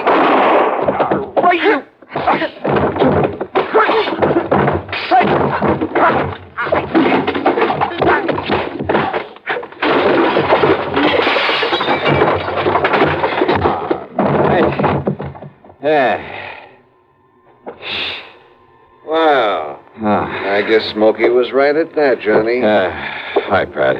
You seem to think you wouldn't need any help around here. You all right, Johnny? Yeah. When that strong arm, that husky Castellini, came up to the hotel room after him, well... I had to tell him, Johnny. I had to tell him what it was all about. Yeah, it's okay, Smokey. It's okay. So we threw Husky in the clink and came over here. Well, I got an admission out of him, Pat, but unless you can get these goons of his to talk, I don't know what you're going to hold them on. After what just happened in here, Johnny, we'll hold him and his goons just as long as we need to. And unless they want to take the whole rap for him, I think they'll talk. Yeah, they talked all right. And as a result, the police in a couple of nearby states should have no trouble at all in picking up some of the other of Fortina's boys, his hired torches. Funny, isn't it? These stupid jerks just never seem to learn. Expense account total, including hotel bill, plane ticket back to Hartford, and the sizable bit of folding money for Smokey Sullivan. $874.20. Yours truly, Johnny Dollar.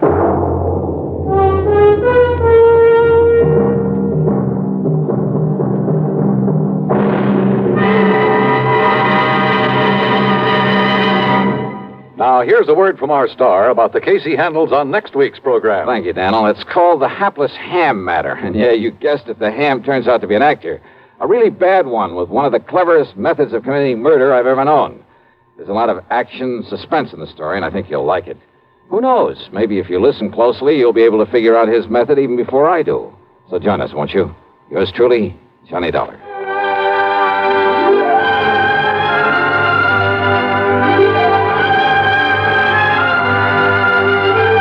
Yours truly, Johnny Dollar, starring Bob Bailey, originates in Hollywood and is written, produced, and directed by Jack Johnstone. Heard in our cast were Virginia Gregg, Gene Tatum, Lawrence Dobkin, Vic Perrin, Paul Duboff, Don Diamond, and Frank Gerstle. Be sure to join us next week, same time and station, for another exciting story of yours truly, Johnny Dollar.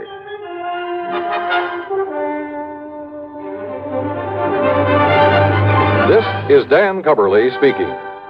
Intrigue breeds terror as Suspense brings a shady moonlight sail next on the CBS Radio Network. If I should ever become totally disabled, it would be a mighty comfortable feeling to have a check coming in every month regularly. Yes, it's a good feeling to know you have a financial cushion against trouble like that. Well, if you're a veteran with World War II or Korean GI insurance, you can protect yourself. You do it by adding a disability income rider to your present policy. The cost of the extra premium is just a few cents a day. For example, a 40-year-old veteran with a $10,000 term policy would pay only $1.60 a month for the added protection. If you sign up for the disability income provision, it works this way. After you have been totally disabled for 6 consecutive months, VA will pay you every month as long as this condition persists. $10 for each $1,000 of your GI insurance policy. That adds up to $100 a month if you hold a $10,000 policy. Full details about total disability income at any VA office. Radio 59 WROW, first on the dial in Albany, Schenectady, and Troy.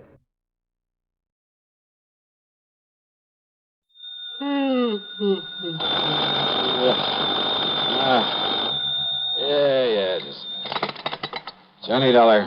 We're all clear, Johnny, because I've assured them that you have more than adequate federal security clearance. After all, you were permitted to investigate that missing missile matter. No, wait a minute. What? So, in spite of the fact this sort of thing isn't exactly covered by the insurance we've written for them, well, I wish you'd go over there right away. Wait a minute, will you? Who are you? Oh, I'm sorry. This emergency and all. This is George Reed, Floyd's of England, here in Hartford.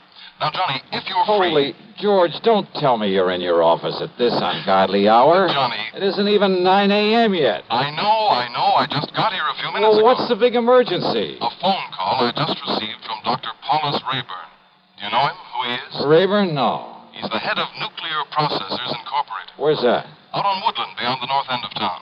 You know, that large group of concrete buildings at the edge of Piney Woods? Nuclear Processors, huh? Yes, that's right. Now, we handle all the insurance on the place and its equipment, though I understand there's no actual coverage in this specific instance. Nonetheless... What do you mean? Nonetheless, because they're a client, in view of our reputation for extraordinary service at all times, plus the sizable premiums we collect from them, well, I hardly think we should let this call... Yeah, well, what's bothering this Dr. Rayburn out there? Something very important has been stolen, he tells me. Like what? I don't know, he wouldn't say. But he did imply it's something vital to the outer space rocketry program. Okay, George. So, in view of the fact you have security clearance... Yeah, I said okay. And the fact it'll take some hours for an investigator to come up from Washington... Yes, George. Plus the fact he made it plain the time element is George. most important. And since you're right here within a few miles... George, stop yammering and hang up that phone so that I can... Okay, baby. Oh.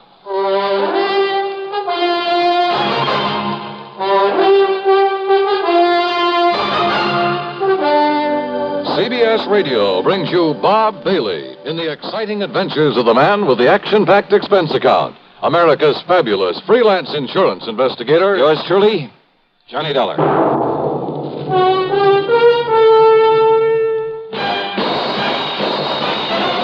Are you smoking more now, but enjoying it less?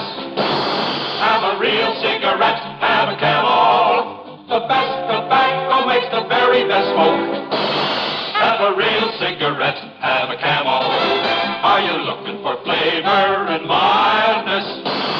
Have a real cigarette, have a Camel. The best tobacco makes the very best smoke. Have a real cigarette, a real cigarette, a real cigarette, have a Camel.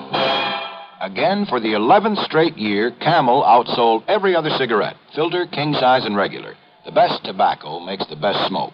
So if you're smoking more now but enjoying it less, change to Camels. Get more real satisfaction every time. Start to really enjoy smoking again. Have a real cigarette, a real cigarette, a real cigarette, have a Camel. And now, Act One of yours truly, Johnny Dollar.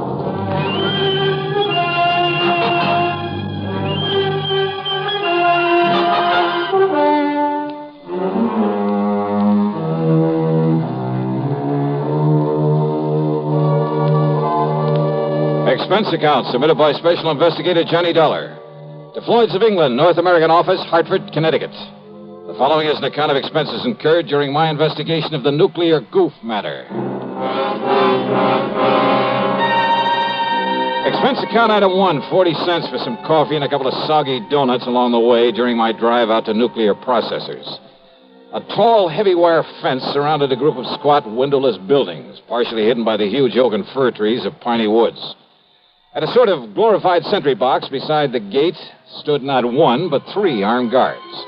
One of them was chewing out the other 2.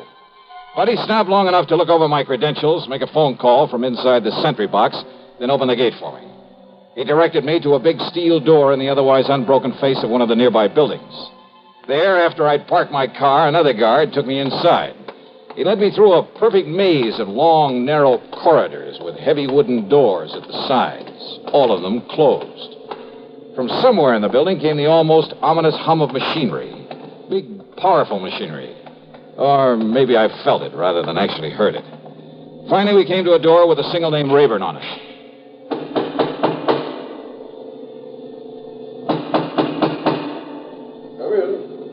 Come in, Mr. Dollar. Dr. Rayburn? Come in and sit down, Mr. Dollar. Thanks. Only how do you stand it in here, Doctor? I beg your pardon? Oh, compared to this place, the city morgue is real cheerful. I'm afraid these buildings were put here not for decoration, but to carry on the very important scientific work we have undertaken. Yeah, something to do with rocketry, I understand. Partially. And does that mean space probes, lunar shots, atomic missiles, and so on? Yes, something of the sort. Now, the time is of the very essence, Mr. Dollar. I take it Mr. Reed of Floyd's of England was somewhat vague about why I asked for you? Oh, that's the understatement of the week. But he told me something's been stolen. Yes. A minutely small quantity of a highly radioactive substance that is vital to a new concept in cyclotrons. That is to say, atom smashing. Oh, something like radium or uranium or strontium or... Yes, something like one of those elements. The point is that outside of the protective paramagnetic field in which we keep it here, it can become dangerous. Terribly dangerous. Within a matter of hours. Oh, how dangerous? The tiny amount in the container that was stolen. Well, that container, made of lead, is no larger than this book, by the way. Well, Dollar, although its chain reaction is limited, there's enough in that container to wipe out a small city. But you said within a matter of hours, Doctor. The chain reaction could begin in anywhere from 4 to 6 hours from the time it left here, depending on temperature and whatever shocks and vibration to which it might be subjected. Then unless it's found, brought back here. Exactly. That is why I was afraid to wait for the men to get up here from Washington. But you have told them about this. I've told them everything. They promised to have men up here immediately. Do you know exactly when the stuff was stolen? It's now 9:34. Yeah. Dr. Rallinoff left here with this material at exactly 7:46. Rallinoff? Dr. Igor Rallinoff, the man who stole it from us. But if you know... If only he knew the potential, the terrible potential destructive power of this thing he's carrying about with him. You must find him, Mr. Dollar. It must be returned to us. Before it's too late.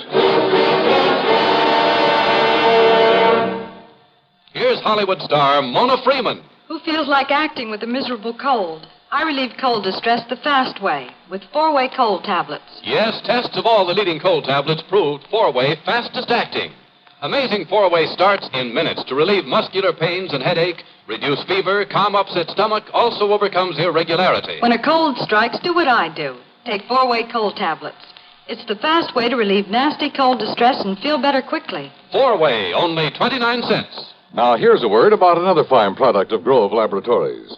Does dandruff dull your hair, leave scalp itchy? Get Fitch Dandruff Remover Shampoo and get rid of unsightly dandruff in 3 minutes. 3 minutes with Fitch regularly is guaranteed to keep embarrassing dandruff away forever. Apply Fitch before wetting hair, rub in 1 minute. Add water, lather 1 minute. Rinse 1 minute. Every trace of dandruff goes down the drain. 3 minutes with Fitch, unsightly dandruff's gone. Fitch can also leave your hair up to 35% brighter. Fitch Dandruff Remover Shampoo. And now, Act 2 of yours truly, Johnny Dollar and the Nuclear Goof Matter.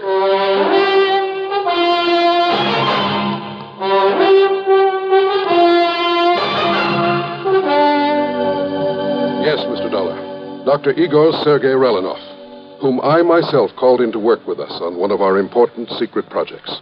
But it was one that had nothing whatsoever to do with this dangerous radioactive material he has stolen from him. He does not realize the potential death and destruction he's carrying about with him. He doesn't know what it is?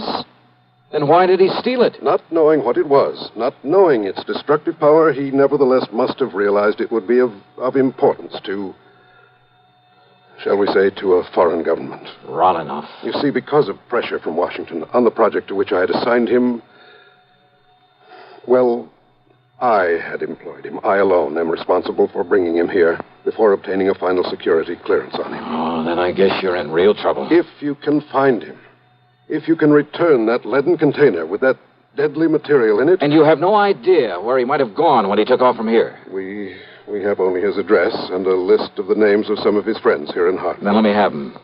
Yes, of course. I'll have my secretary get them for you right away. I don't know who your contacts in Washington are, but have you notified the FBI of this? Not yet. After all, Mr. Then do Dollar... it right away. Call the New York office. If nothing else, they'll at least be able to tell you if this Rallinoff is a spy. I'm afraid he can be nothing else. If only the guards had questioned his leaving so soon after he got here. If only you hadn't hired him in the first place without getting a proper clearance on him. But his recommendations were excellent. his references. I got no negative reports. Oh, let's face it, Doctor. You're in trouble, whether we find him or not. I know. To say nothing of what'll happen if heat or vibration or something triggers off that chain reaction you were talking about. Or even just the passage of time. I know. Give me those names and addresses. And more important, this, Mr. Dollar. Oh, what's this? A detector. A sort of adaptation of the Geiger counter. In very compact form. It reacts only to this material that was stolen. Then if I get near him and he has the stuff with him? It will make a clicking sound like a Geiger counter. Now, this tiny needle will move and indicate the degree of radioactivity. All right, good. Provided, of course, this switch is on. I see. But be very gentle. Oh? It's extremely delicate, like a fine watch. So be very careful. Very gentle with it. Okay, Doctor, I'll take care of it. Now, give me that list of names and addresses.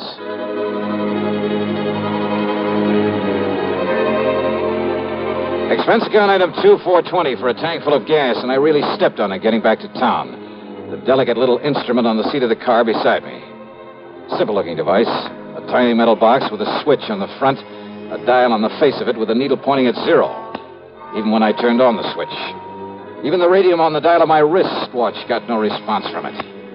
I decided to go first to Rollinoff's address, way the other side of town, south of Colt Park. Then it suddenly occurred to me that in all the rush, I'd failed to get a description of the man I was looking for, or even a photograph of him.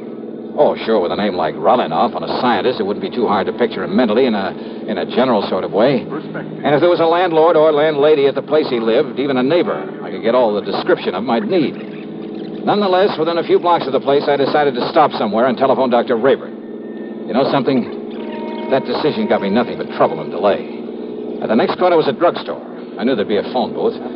I watched a bus pull away from the corner, then drove in to park, not seeing the young fellow who just stepped off the bus until it was too late.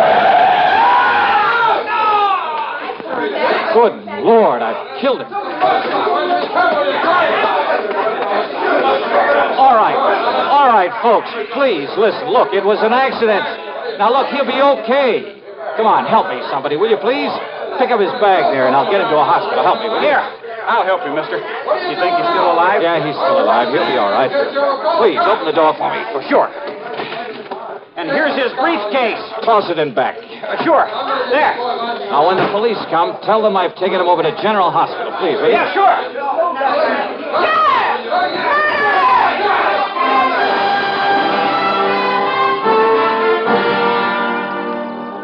The nice-looking young blonde fellow I'd struck down was still unconscious when I got him to the hospital, but apparently had no broken bones or internal injuries.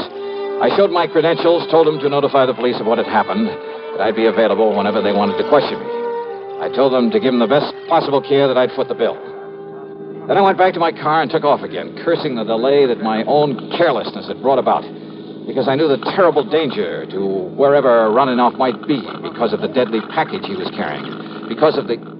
And then I saw it, where the shock and impact of my sudden stop had knocked it to the floor when I'd struck the young blonde fellow.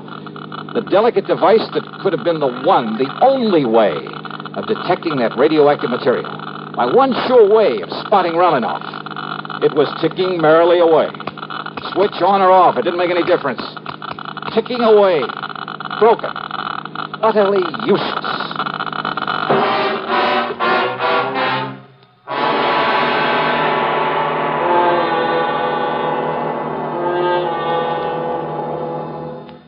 We'll continue with the third act of yours truly, Johnny Dollar, in exactly 1 minute. Constipation can be a problem for anyone, even doctors. And when constipation occurs, it's interesting to see just what doctors consider important about a laxative they might use or recommend. Well, a majority of the doctors we heard from had this to say. A laxative should be effective, gentle, as close to natural acting as possible, and a medicine that can be used with complete confidence. Now, X-Lax has been popular with many doctors and millions of people over the years because chocolated X-Lax is effective. Overnight, it helps you toward your normal regularity. X-Lax is gentle. Next morning, it gives you the closest thing to natural action. And that's why many doctors and millions of people use X-Lax with complete confidence. X-Lax, the laxative that helps you toward your normal regularity gently, overnight. Is X-Lax in your medicine cabinet? And now, Act 3 of yours truly, Johnny Dollar and the Nuclear Goof Matter.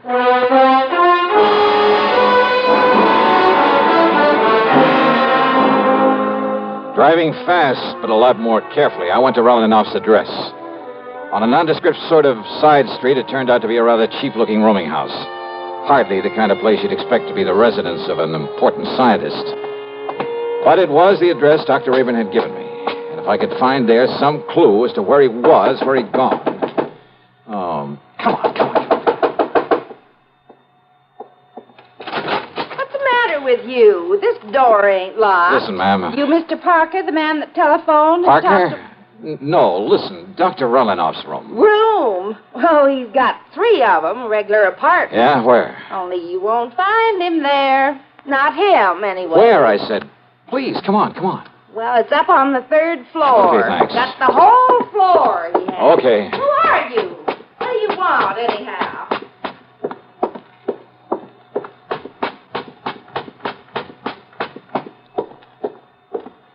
Oh, great. I didn't get the key from her. Well, there's no time for that now. Here you get it.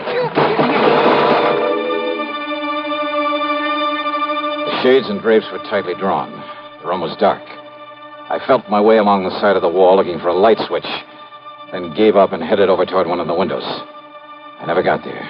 You're not Parker. Huh? I thought not. Yes, sir.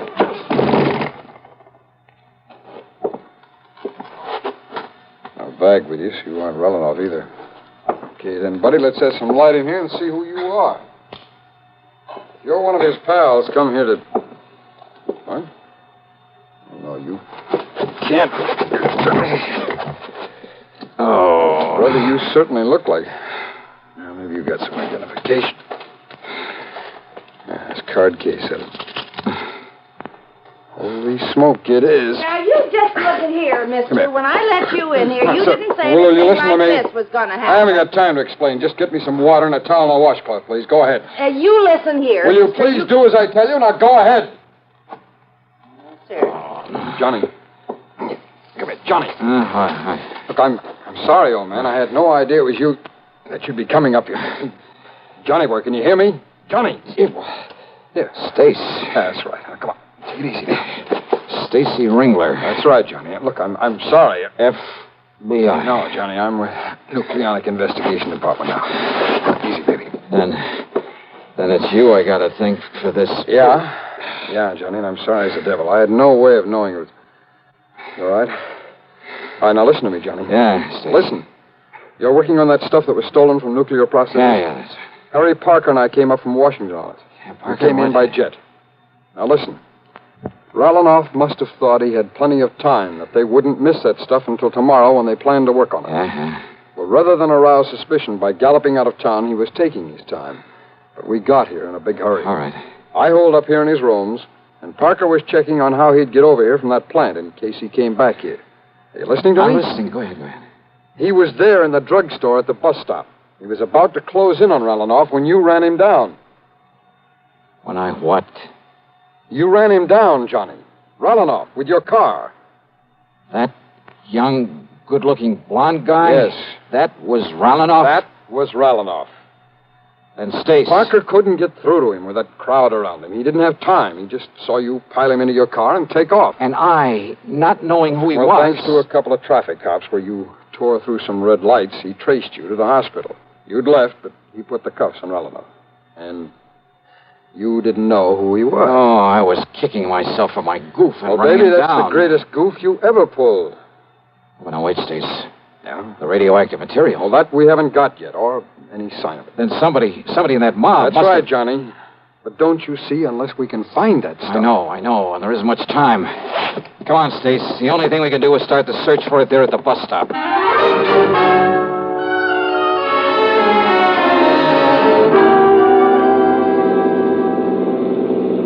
But, Johnny, unless we can locate every one of the people who were there. And Parker said there was a big crowd by the time he got out of that drug... Hey, where'd you get this? Detector for radioactivity. Yes, I know. Where'd you get it? Dr. Rayburn gave it to me. Thank heaven the darn thing is run down now. It's what? It fell off the seat. It must have got busted. What do you mean? It was clicking like mad, even with the switch off, busted. No. Huh? Busted or not, Johnny, there's only one thing in the world that could have made it operate. So don't you see, until it ran down the tiny battery that was... You're sure of that? Of course I am. Now, where was it when you heard it make the clicky? Johnny, what's the matter? Good Lord. Well, yeah, come on. Look, behind the seat. What is it? Is the briefcase of yours back there? Stace, the man who helped me put him in the car. This thing? It weighs a ton. Gently, Stace. What? Not mine. Rolinov's. Then it's weight. The lead container with the stuff in it. Then your goof really paid off. Yeah. What time is it? It's 11:38. 39. Would go off in 4 to 6 hours. After 7:46 this morning. That means we have exactly 7 minutes. Yeah. Johnny, you think we can make it back to the plant in time? Unless some sudden change in temperature, some shock or vibration sets it off. I'll drive as fast as I dare. Okay, Johnny. Hold it gently, Stace. Yeah. And maybe you'd better pray a little. Yeah.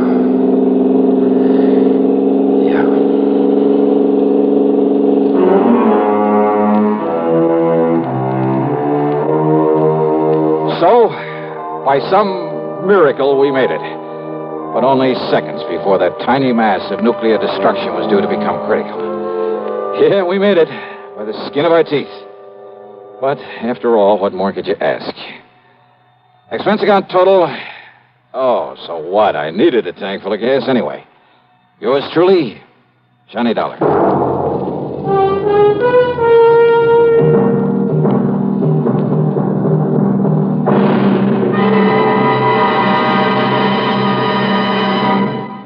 Now our star has a word or two for you about next week's show. Thank you, Daniel. You're a good man. Well, thank you, Johnny. We're going to miss you.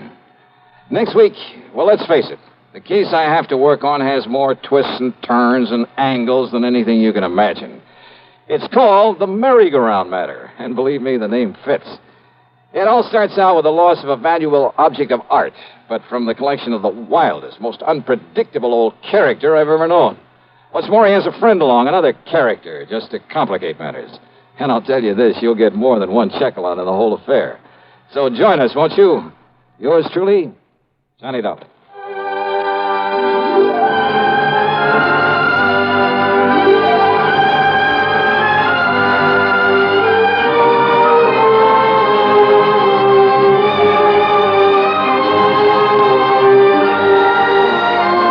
Yours truly, Johnny Dollar, starring Bob Bailey, originates in Hollywood and is written, produced, and directed by Jack Johnstone. Heard in our cast were Virginia Gregg, G. Stanley Jones, Bartlett Robinson, Sam Edwards, and Stacey Harris. Be sure to join us next week, same time and station, for another exciting story of yours truly, Johnny Dollar.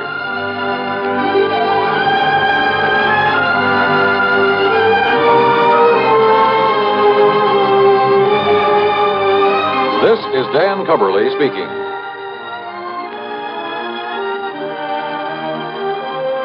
This is the CBS Radio Network.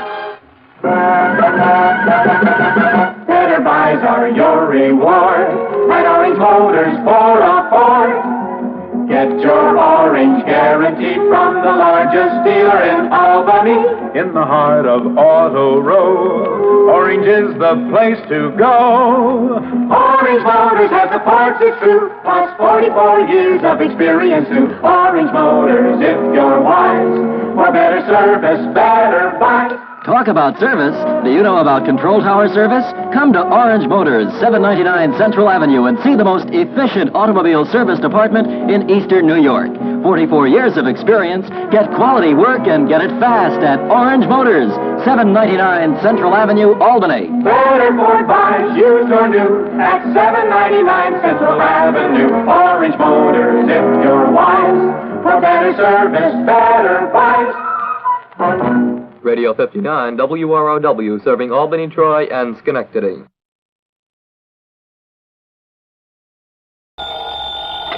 Johnny Dollar. St. Clair, Mr. Dollar, and Kennett, Missouri. Would it be possible for you to come out here right away? Kenneth, Miss... What did you say your name is? Charles Kingsley Sinclair. I'm... Oh, yeah, with Providential Assurance Company. Yes, that's right. Yeah, now wait a minute. I thought you were leaving the company. If you're such a gentleman, you just couldn't stand doing business with the poor, wretched clients you inherited. Mr. Dollar, I am a changed man. Well, good for you. It is true that some of the people that I've been sent down here to deal with, well, I consider them nothing more than poor white trash, ignorant, illiterate. Well, I'll say this for them. They sure know how to make some pretty powerful moonshine. Right, very true. Yeah, if one of those characters hadn't poured some of that white mule down my gullet, I doubt if I'd have been crazy enough to go out after that killer. But thanks to you, Dade Wupperman was indicted, tried, found guilty, and has been incarcerated. Yeah, that was the one, Dade Wupperman. Unfortunately, Mr. Dollar, Dade has a brother. His name is Daniel. I beg your pardon. Daniel. He's been making trouble, very serious trouble. Oh? Like what? Murders. I see. So if you take a plane to Memphis, I shall be more than glad to meet you there. Oh, now look, mister, I was lucky once. Got out of that swamp country alive. But I'd be nuts to stick my neck out again. And since those people already know who I am, what my job is... Okay, St. Clair, I'll grab a plane.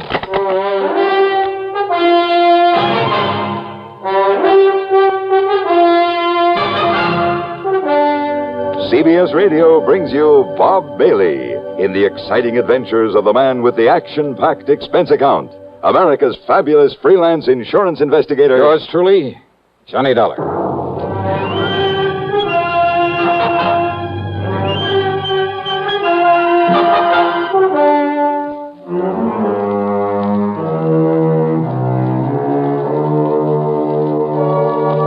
Expense account submitted by Special Investigator Johnny Dollar to the Providential Assurance Company office in Kennett, Missouri.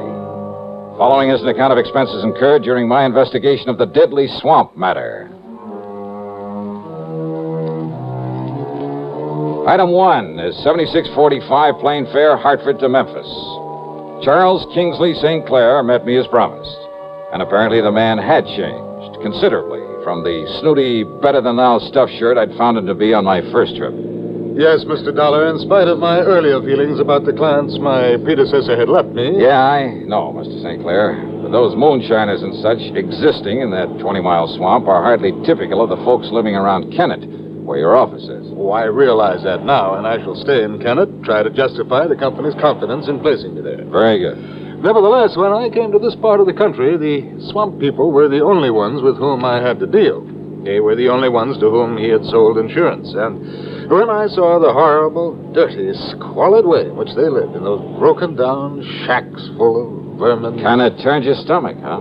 Quite frankly, it did exactly that. That's why I requested transfer to our New England offices. But now, of course, I plan to stay down here. Now, when you came here before, you taught me a great lesson in how to deal with them, how to understand them. Yeah? By having my car wrecked for me, by getting shot at and nearly drowned in that swamp. But you succeeded in enlisting the help, the cooperation of the good ones among them, and earning their respect. Well, I had to do something to get out of there alive. The point is that you did.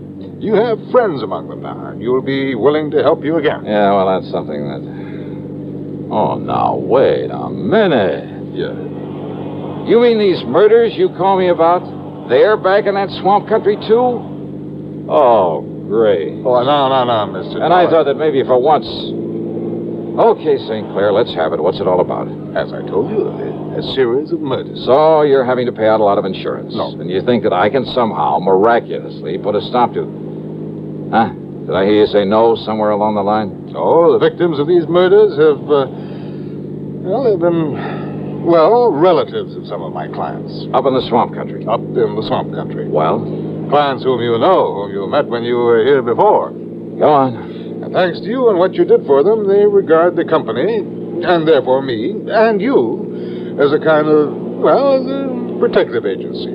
A protection for them, with only their best interests at heart. That sort of thing is very good for the company. Yeah. Shall we stop for some lunch? Yeah, sure, go ahead and stop if you like. But if you think you can talk me into meddling into these murders when it's a job for the law... But it's not for the law. What do you mean by that? Well, as I told you before, these people living far beyond any town or city limit, They're pretty much a law unto themselves. Yeah, that I know. And the local police leave them alone. They have no jurisdiction. So what about the state authorities?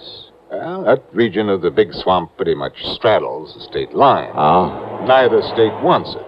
And I can't blame them. In any event, when a murder occurs, by the time jurisdiction is established...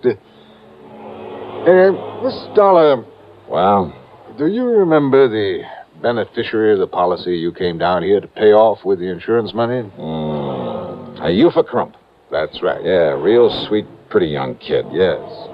St. Clair, I'll never forget the look in her eyes, the almost childish, unabashed gratitude when I gave her that money. Yes. Now she can have pretty clothes for a change, good food on the table. Oh, she can fix up that little house she and her kids live in, buy some lace curtains for the windows, and... Oh, what do you mean, no? Eufa was the latest victim of this killing. What? Come on, St. Clair. Tell me what you know so I can get to work on this thing.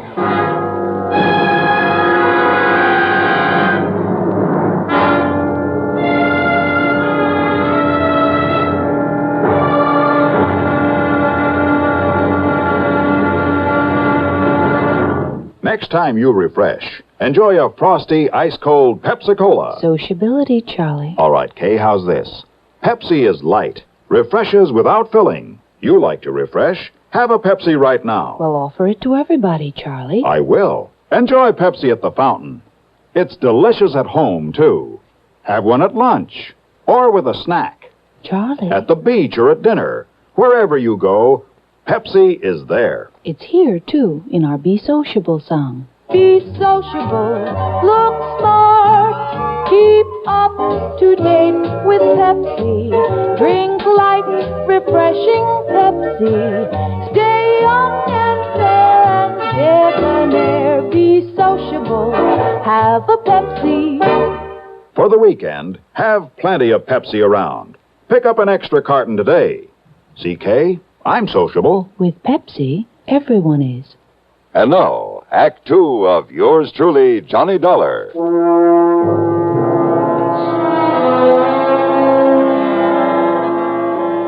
Eufa Crump. Yeah, what a name. But that cute, intelligent little girl, really out of place in the swamp country. Well, regardless of how you or I or the law might feel about it, her inheriting that moonshine still, when her husband was killed a while back, had meant something to provide for both her and her children. And the insurance she received on top of it. And she planned to marry Cass Dingle, the character who'd befriended me, who'd helped me run down her husband's killer. Cass, who was going to leave this desolate country, get out in the world and make an honest living for her. Yeah, but it was Cass who'd sacrificed his life out there in the swamp in order to save mine. No, Mr. Dollar. What? Cass Dingle is still alive. But I myself saw Dade Wupperman shoot him in the back. Eufa somehow nursed him back to health. They were married according to whatever rites the swamp people observe, and they were very happy. And then she was murdered. Yes, that was Cass who asked me to call on you again. And since you know him, you know these people. Okay, stop wasting time, St. Clair. Get me on up to Kennett where I can rent a car and get on this thing. If you'll drop me at my office, I'll be more than glad to let you have this one. But about some lunch. Lunch? Forget it. Let's get going. Item 2, 470 for a tank full of gas there in Kennett. And I headed west a few miles, then due north into the swamp country. Well, as I said before, the 20-mile swamp is one of the most dismal, uninviting places I've ever seen. The road, after a while, wasn't even a road, just a set of muddy wagon tracks. More than once, driving slowly and carefully along, I held my breath, hoping St. Clair's car wouldn't bog down in some mud hole. I passed a couple of shacks, falling apart and apparently vacant. But the distinctive smell of moonshine whiskey in the air told me otherwise, that a still was in full operation. If Cass Dingle had married Eufa, he'd gone to her place to live, so I headed that way. But a mile or so before I got there, edging the car around a thicket of wild blackberries, I had learned the last time I was here that when somebody starts shooting, the only thing to do is stop whatever you're in, whatever you're doing. So I did, fast.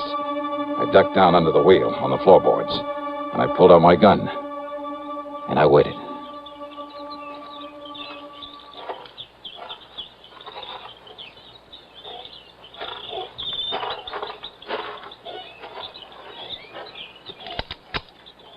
Miss Johnny?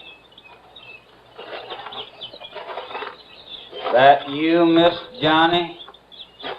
Who are you? It's Cass, Miss Johnny. Cass Dingle. Oh. Good. Only what was the idea of pulling off a couple of shots? Howdy, Miss Johnny. I'm glad you come, sir. Yeah, I knew maybe a shot would make you stop the car, Miss Johnny. And that way you wouldn't go on up to the house in the still. Yeah, well, that's where I was headed, to look for you. It's much better you hide this car back in my old cabin. You remember where it is? Little turnoff right up ahead, isn't it? Yes, sir. Now you do that and I'll cut through the swamp and meeting you there. Sure, whatever you say. I'll meeting you there. I should have got there in 5 or 6 minutes at the most. The car bogged down in a sticky black mud hole. By the time I pulled enough twigs and branches under the wheels to get traction, make the turnoff, and pull up in front of his place, more than half an hour had passed. Because of his shortcut through the woods and the swamp, I'd expected to find Cass out in front waiting for me. But he wasn't, though the door of his cabin was ajar. Now, if I'd had any sense, I would have stopped for a minute, and I'd have given some thought to that. But I didn't. And believe me, it was a mistake. Come in, mister. Come right In the dark, windowless cabin, I could see Cass Dingle on a bunk at the far end, tightly bound with ropes and rawhide, looking at me helplessly. I said come in. And standing in front of me was the biggest, most ugly man I've ever seen. 250 pounds at the least, built like a gorilla. His face was covered with coarse black stubble. His long hair straggled down into the back of the collar of his dirty shirt. Aimed at my chest was an ancient rifle with a bore almost big enough for a shotgun. That's better, mister. Now, Peter, Luke, John. 3 specters came forward out of the shadows, smaller men, also dirty, unshaven, looking no less menacing than the man in front of me. Each of them had a rifle. I could feel one of them against my backbone. Now listen, I took a course once from the FBI on the proper procedure for disarming a man who has a gun in your back. But they forgot to tell me what to do about 4 of them. So I raised my hands up over my head. That's right, Mr. Johnny. Now, you just keep them hands right up straight. You, Paul? Yes, Daniel? Daniel Wupperman. All right now, Paul. You taking Mr. Johnny's gun away from him. Yes, now will, Daniel. Yes, you taking it away from him, Paul. I gotten it, Daniel. Ooh-wee, hitting's a real pretty one. That's right, Paul. So you holding on to it real careful. So I won't damage it none. While I kill him.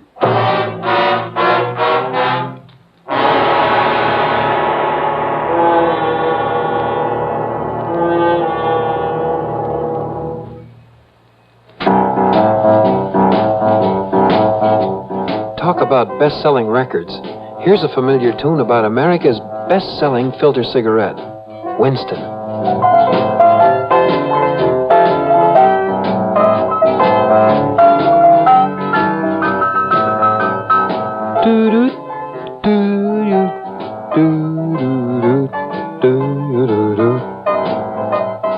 Winston gives you real flavor, full, rich tobacco flavor.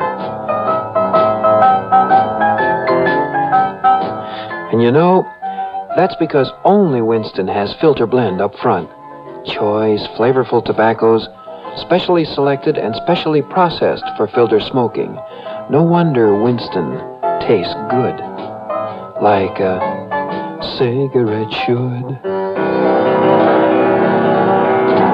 Smoke Winston. And now, Act 3 of yours truly, Johnny Dollar and the Deadly Swamp Matter.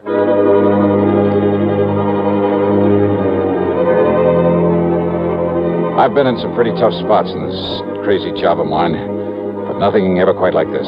4 men, like 4 vicious animals who crawled up out of the muck of the 20-mile swamp. Armed with ancient rifles I was sure they knew how to use and use well. For a man living and moonshining in his godforsaken country depended on his gun for survival. Survival. It was obvious by the way the guns were aimed that survival was the one thing they didn't plan for me. Like 4 vicious animals, I said. Stupid, maybe? Enough to be tricked somehow? Yeah, but how? And there wasn't anyone within miles to give me a hand. Except for Cass Dingle tied down in the bunk at the far end of the cabin, helpless. If only he were bright enough to... Then the ugly giant in front of me talked again. That's right. Daniel Wupperman, and I'm going to kill you, Mr. Johnny. Right now, for it being that you sent my brother Dade up into prison. He was a killer, Daniel. The same as you are. That's right. So one more killer, namely you, it ain't going to make me no worse than I am. Why, Daniel? Because you had no business to come here to begin. We don't like that here in the swamp. No, I mean, why these other killings? Why murder Yufa, Cass's wife? Why you do that, Daniel? Because it was her insurance money, Mr. Johnny, brought you here the first time. Then you put my brother in jail. So you murdered her, a harmless young mother, just to get me back here. That's right. Now I'm going to kill you. You stand away from him backing him. This charge is going to go right on through him.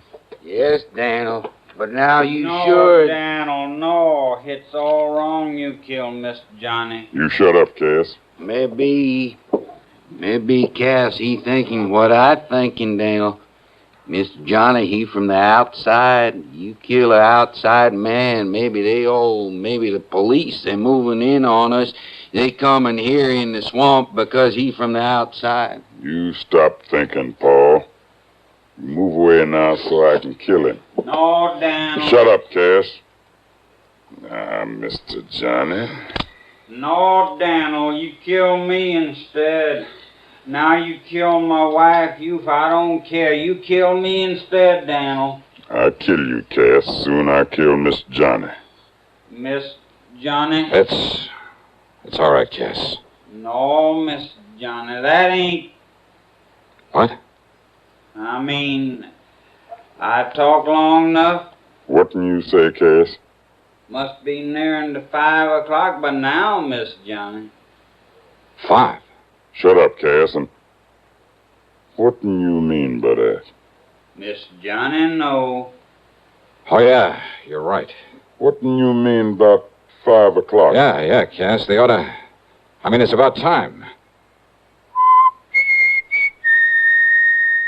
What do you mean, Mr. Johnny? What, nothing, not a thing, Daniel. I just whistled. That's all. I mean, what do you mean about 5 o'clock? You tell me. Tell me. Tell me. Because it's nothing you can do anything about. Because if it is 5 o'clock, then by the time you can pull that trigger... You tell me. All right. If I'm not safely out of this swamp by 5 o'clock, this place will be so full of state police. Well, would you like to look at my watch? No, you keeping your hands up over your head. Oh, sure. Because you lying, Mr. Johnny. Am I? You lying to me. Just keep on talking, Daniel. You'll give more time. But if I were you... I said I gonna kill you, Mr. Johnny. And no scheming words out in your mouth gonna... You, Paul. I ain't heard nobody out there, Daniel. You go look out along the slough and the bayou. Yes, Daniel. You see anybody, any boat, you shoot off that gun. You, Peter, you go on back the road and look. And you, John, you go look up by Cass Still. You don't see no one, you come back here and help me bury Cass and Miss Johnny in the ground. Now you go. Yes, Daniel, come on, you. And the three of them, like so many shadows, slipped off into the growing darkness. Cass Dingle's stalling, his talking as though something would happen at 5 o'clock, had gained time for us. And more important, had reduced the immediate enemy to 1. But Daniel's rifle was still aimed at my midsection. Then, after plenty of time for the others to have looked around. You see, Miss Johnny? You trying to bluff me is all. But that's no good. Because you haven't heard from them, Daniel? That means the police have taken them. Without them getting off a shot? No, Miss Johnny. And I tell you that by 5 o'clock, and it must be 5 o'clock by now, It's getting dark, Mr. Johnny. Yeah. Let me look at my watch. You keep your hands right up straight. It's long after 5 o'clock. Me, I prove it. I look at your little watch. Oh, yeah? You think I can't tell the time? Oh, I'm sure you can, Daniel. But don't you move, Mr. Johnny. 'Cause I'm keeping this right in the middle of your belly. And you try and grab and I pull the trigger. Okay. Now, easy. Easy. Slowly. And see? Cautiously. The barrel of the gun still in my belly. He looked upward toward the watch on my wrist. And I turned my wrist ever so slightly away from him so that he had to twist his head a bit. Just a little. Long about 10:15, maybe. Then I brought up my knee with everything I had. No, I kill you.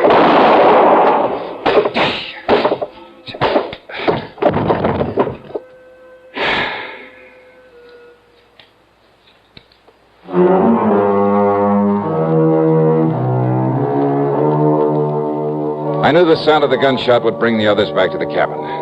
After all, they certainly hadn't found any sign of those mythical state police out there. So after setting Cass free, I lay down just inside the door looking very dead. And then when Paul and John and Peter came in one at a time, Cass, who was standing back at the door, quietly and carefully took care of them with the help of the butt of Daniel's gun. So now 4 more of the swampers have left that region to spend a long, long time behind the bars. Expense account total, including the trip back to Hartford, $161.60. Yours truly, Johnny Dollar.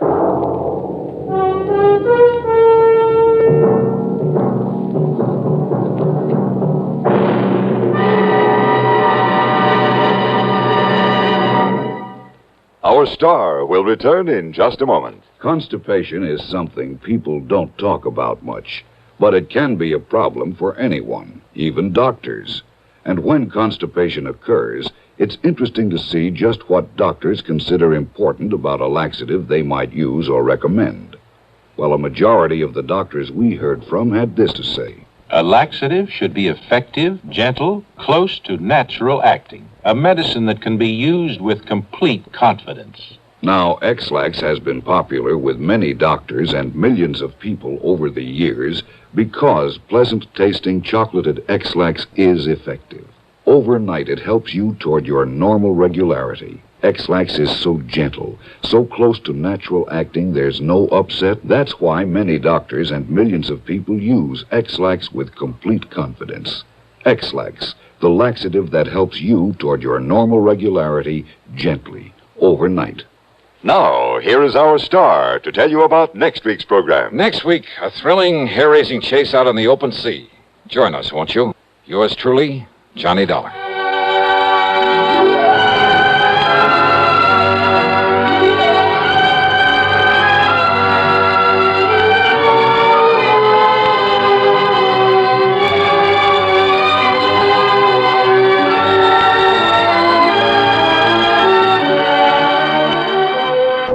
Truly, Johnny Dollar, starring Bob Bailey, originates in Hollywood and is written, produced, and directed by Jack Johnstone.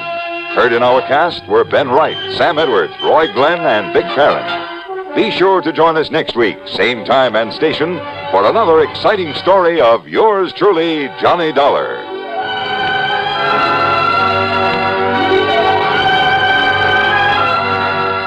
This is Hugh Douglas speaking.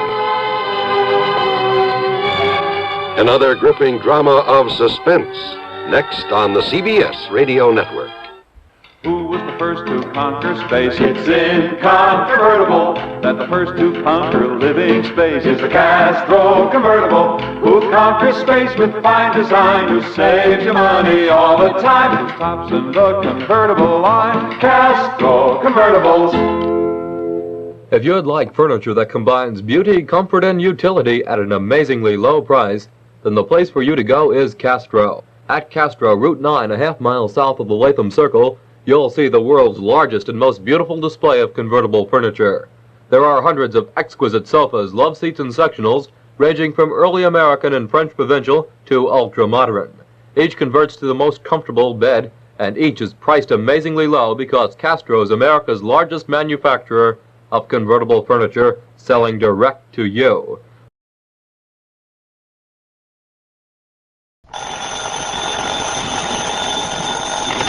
Johnny Dollar. Byron K., Intercoastal Maritime and Life. Why? How are things in dear old Boston? Here in Boston, fine. But Cod Harbor is something else again. Cod Harbor? It's a little fishing village up north of here, up near Gloucester. Yeah, I know. I handled a case up there a couple of years ago. Oh, yes, that's right. It was for Meg McCarthy, a big, blousy, brawling old gal who ran a joint she called Meg's Palace. Well, it's Meg McCarthy. After that dingy dive she was running burned down, she took the insurance money and moved away. Johnny, listen. It was Meg McCarthy who called me. Oh? Yes. Insisted that I have you go up there and see her right away.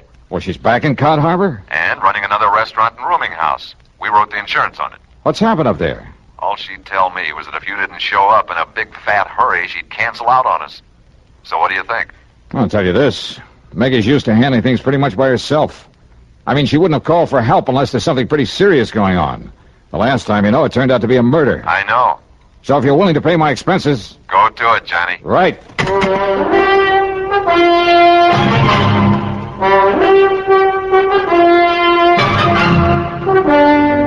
CBS Radio brings you Bob Bailey in the exciting adventures of the man with the action-packed expense account, America's fabulous freelance insurance investigator. Yours truly, Johnny Dollar.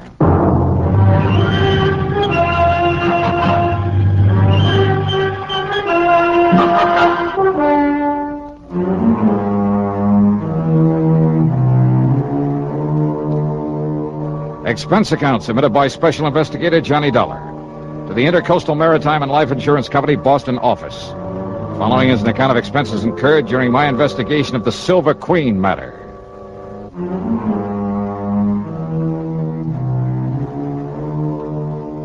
Cod Harbor is on the coast up near the famous old town of Gloucester, Mass. Transportation facilities are practically nil, so I decided to go up there in my own car. Item 1 on the old expense account then is $4.95 for gas, and having got an early start, I arrived there shortly after noon. Yeah, it's quite a colorful spot, Cod Harbor, if you could somehow manage to lose your sense of smell, or maybe if you were an artist bent on painting a picturesque waterfront. The residential section on a low hill a couple of 100 yards back from the beach consisted of a scattering of weather-beaten shacks. On the long wharf at the water's edge was an ice plant, a packing house, and a ship's chandler. At the end of the wharf, the disreputable-looking cafe and boarding house known as Meg's Palace. Alongside the piers that stuck out into the harbor were the really important part of the village, the fishing boats. There were schooners dating back to the last century and still carrying sail. There were power boats in all shapes and sizes, from 18-foot outboards to 80-foot diesel jobs. All of them used for only one thing, fishing the banks far out in the Atlantic with seines and trawls and trot lines. I walked on over to Meg's Palace, wondering how much the old gal had changed since I saw her last. You know something? Meg McCarthy hadn't changed one bit. And you just listen here now to me, you lop-eared bladders. Hey, put down that blaster skin and leave me explain. Explain, huh?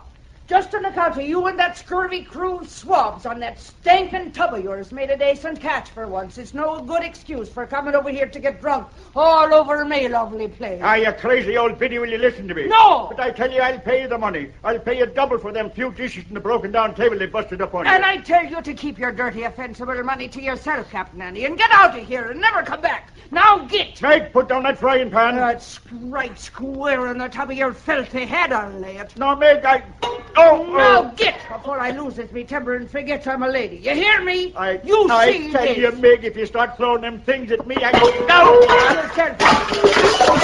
out here, and you stay out of here. Or to head me, I'll kill how you from stem to stem. All right. I'm leaving there as fast as I can. Leave me out of this here now, madhouse. Ha! Now maybe we'll have some peace and quiet around here. Hey. Now who are you standing there in the shadows? Get out! All right, Meg, just knock it off. Oh, knock it off, is it? Well, I'll show you sneaking in here like a... Oh, it's me love, me darling, me sweetheart, me Johnny boy. Yeah, hiya, Meg. Still throwing your weight around, huh? Ah, darling, they're like a brood of crazy, troublesome kids, they are, the men that puts to sea. And I loves every blinking, bloomin', worthless one of them. Oh, you do, huh? Well, of course I do. That's why I makes them toe the mark the way I does. Somebody's got to love 'em and mother 'em and keep 'em in line. Especially Captain Andy. The man who just left? That's the one I mean. Oh, come now. Come, sit down and have a cup of this here delicious coffee I just brewed up in the pot. Yeah, sure, why not? It'll put some hair on your chest and build up your strength on a cotty. You'll be needing it. Ah? That is, if that Marty Silver finds out you're up and around these parts. Marty Silver? Sure, and he owns the Silver Queen, that leaky old tub that sits down alongside Pier number 7. But here now, you have yourself a cup of this nice, aromatical, hot, strong coffee. Yeah, thanks.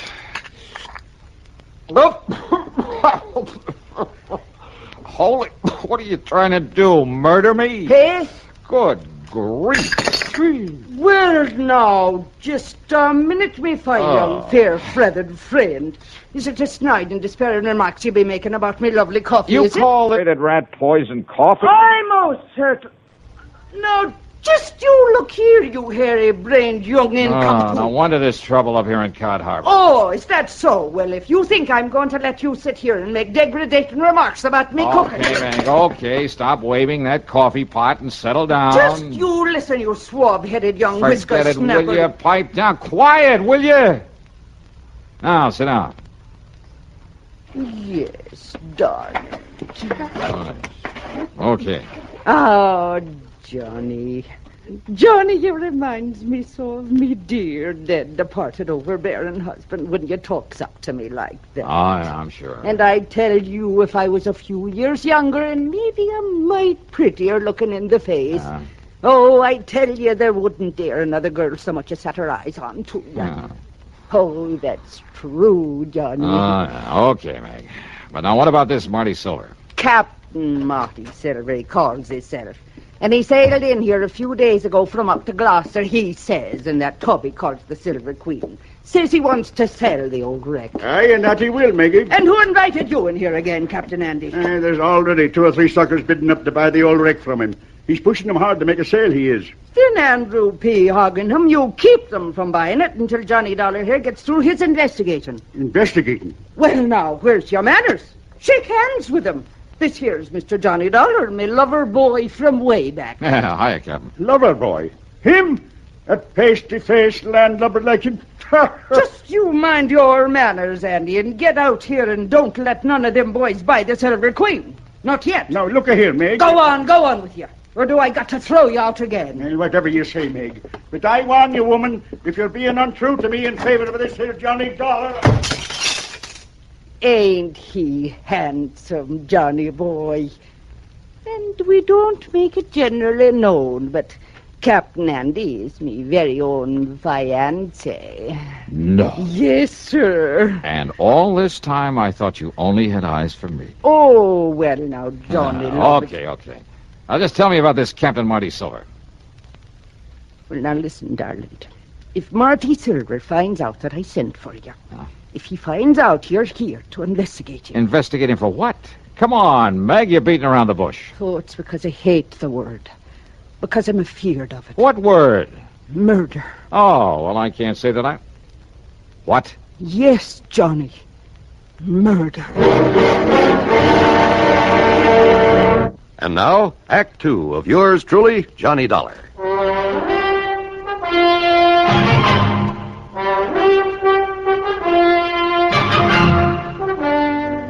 You're accusing this Captain Marty Silver of murder? I'm accusing him of preparing murder. That's why me and Captain Andy's been keeping the eye onto him. Well, just keep talking, Meg. Down from Gloucester it was. He said he'd come. But he telephoned me old friend Captain Lavery up there. And? Tom Lavery said he never heard of him. Oh, well, now, look, And that's... Tom has been living up there since every time in memoriam.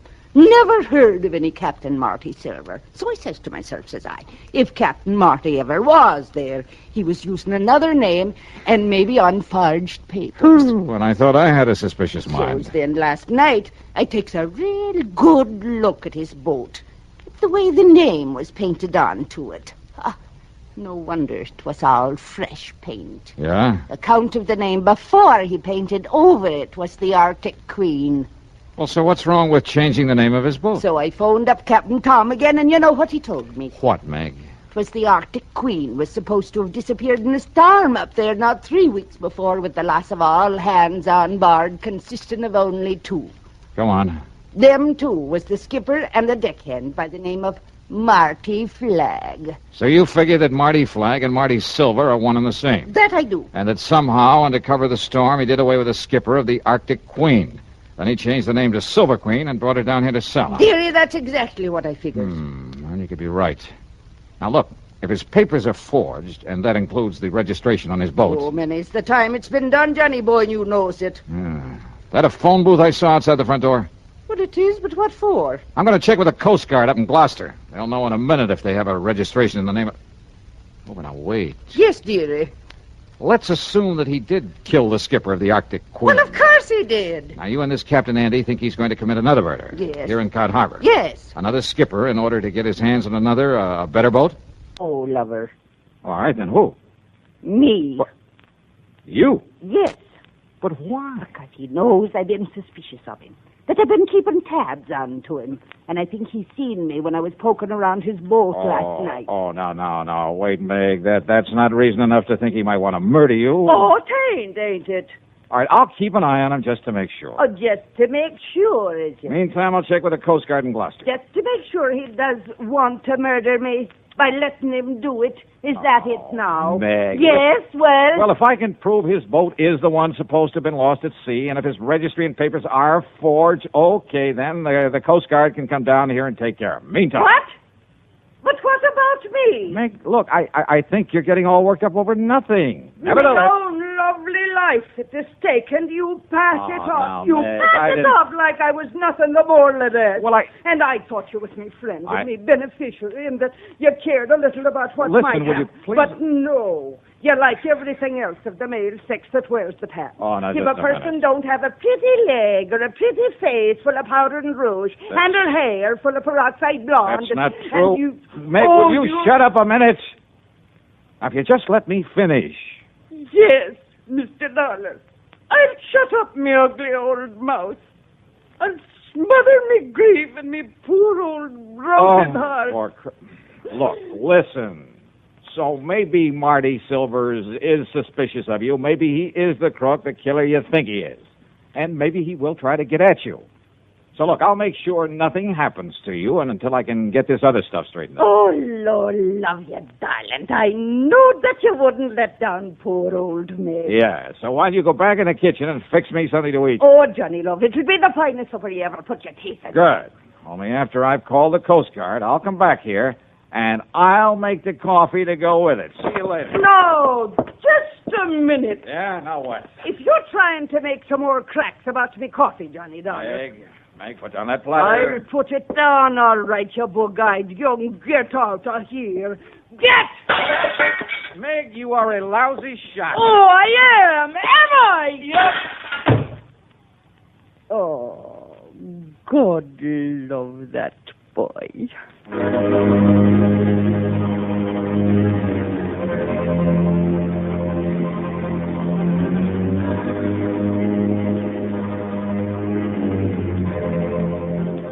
My call to the Coast Guard proved that Meg was right, 100%. They'd never heard of a Captain Marty Silver, had no record of him whatsoever. As for the boat, well, it was pretty obvious now that he must have killed the skipper of it in order to steal it, bring it down here to sell. I promised them that I'd do nothing to alarm Silver to scare him away, but that I would keep tabs on him until they could come down here and arrest him. But I had to break that promise because of what happened exactly 2 minutes later. Yeah, right after I hung up that phone.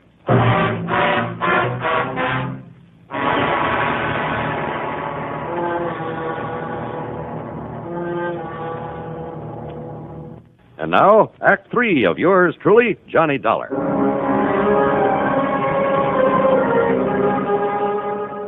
I left the outside phone booth and walked back into Meg's Palace Cafe. It was still cluttered with the pots and pans and crockery that she loved to throw at anyone who happened to disagree with her. In this case, it was Captain Andy and me, her lover boys. I heard a lot of activity off in the kitchen where she'd promised to cook me something to eat. and I hoped she'd hurry because I was hungry. But then I heard a door slam somewhere in the back and footsteps on the boardwalk that I knew led down to the piers. I wondered if she changed her mind about fixing that meal for me. But when I got to the kitchen... Meg, what's happened? What happened here? Oh, Johnny boy. Thank heaven you got here and scared him away. Who? If he hadn't heard you coming in the front, he would have killed me for sure. Marty Silver. Oh, he must have been hiding away here in the kitchen. He must have heard everything me and you were saying about him. All right, here now. Let me help you up on this chair. It's all right, darling. I think I can make it. But when I get a hold of that... There you are. But I thought Captain Andy said that Silvers was down at the dock trying to sell that boat. Hey, wait, listen. Yes. Stay right here, Meg, while I get in the back of that door. What? What is it? Oh. Out of my way, Dollar. Meg, I just seen Monty Silver coming up. Meg, who done this to you? Marty Silver, Captain. I'll kill him for this. Oh, Meg, me pet, are you all right? Yes, I'm all right. But where was you when Marty Silver come in here and attacked me? Like you told me to. I went back to the dock to keep an eye on him. He was right here in the kitchen. And when I went out to phone the Coast Guard... Oh, Maggie, darling, did he hurt you bad? I told you I'm all right. But if Johnny hadn't come back in here... Oh, I'll kill that dirty Hey, rotten... Captain, you said you saw him leaving here. That I did. Where'd he go? Down to the dock, to the Silver Queen. Well, he may have ideas for taking off, getting away from here. Well, of course, you barnacle-brained pair of... Look! Ah, what? Look there, out of the window. Yeah, you're right. Of course I'm right. That's the Silver Queen headed out to sea. Come on, Captain Andy, we're going after him. But he's got a start on us, a head start. And with the darkness and night coming on... Well, standing here talking about it won't get us anywhere. Come on.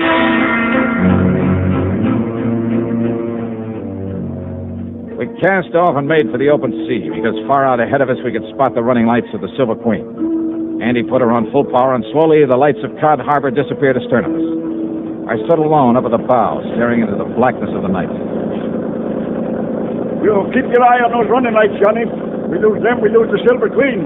I think we're gaining on them, all right. Not very fast. Don't worry, boy.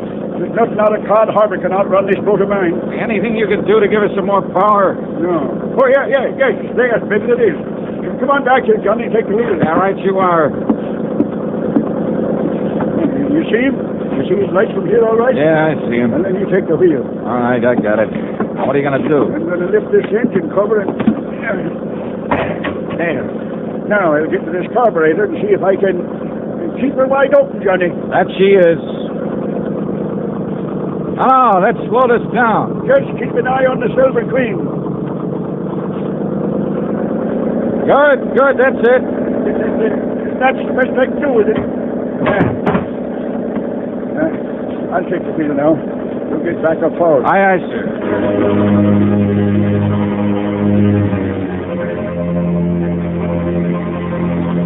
As we slowly but surely pulled up on her, I could see the vague shape of Captain Marty Silver at the wheel. I could see him turn and look back at us now and then. Just a few more minutes and we'd overtake the Queen. But if Silver had a gun, I eased my .38 out of the holster, made sure I had a full load, just in case. And then it suddenly occurred to me that if he could see us and our lights were far brighter than those of the Queen. I went on back to Captain Andy at the wheel. Keep going for long now, Johnny boy. Hey, where's the switch to the cabin lights? Okay. If Silver is armed, then when we get up close to him, he'll be able to pick us off like ducks in a shooting gallery. You're right. The switch is right there inside the... No, look. Huh? Silver has turned them off. Turned off all these lights. We lose him. We'll never catch him now. Won't we? Hey, doesn't the spotlight work? Sure it does. Turn it on. I'll put out the other light. Good. Hey, where's the switch for this spotlight? Here. Running lights. Now the cabin lights. The switch, Captain. Now we're just as black as she The switch for the... Oh, here it is. Now swing that lighter on, Johnny, so you cover the whole horizon with it. Right. When you get it on him, Hey, what's that? It's coming about. It's going to run us down. I see. Shove the wheel hard to port. Give it a gas. Yes, I am. But he's got us in the turn. We're losing way. Come on, faster, Captain. As soon as we get back on the straight course, keep the searchlight on him, square in his face. Maybe you can find him. Maybe, if I'm lucky, with my other hand. Oh, we'll never make it, boy. We'll never make it. Now, hold it steady. But he'll ram us right across the Hold it steady. But, Johnny, don't you see?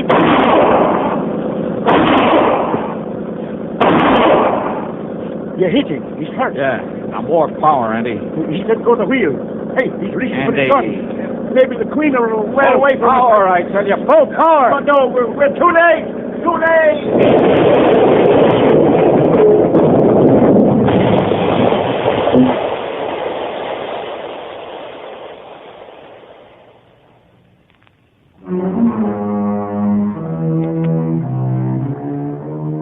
Well, I suppose I ought to make some crack about it being a long swim back to Cod Harbor.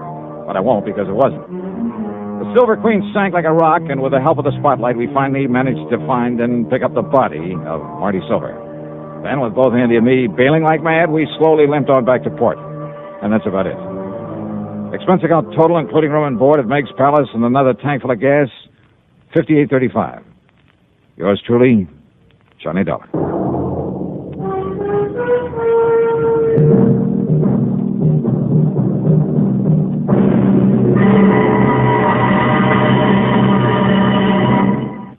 Now, here's our star to tell you about next week's program. Next week, murder.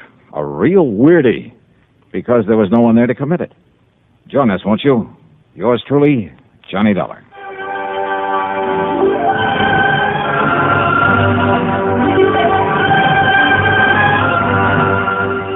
Yours truly, Johnny Dollar, starring Bob Bailey, originates in Hollywood and is written, produced, and directed by Jack Johnstone.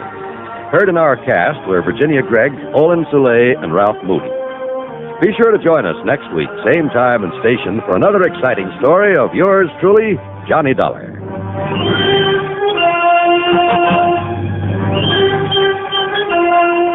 This is John Wald speaking.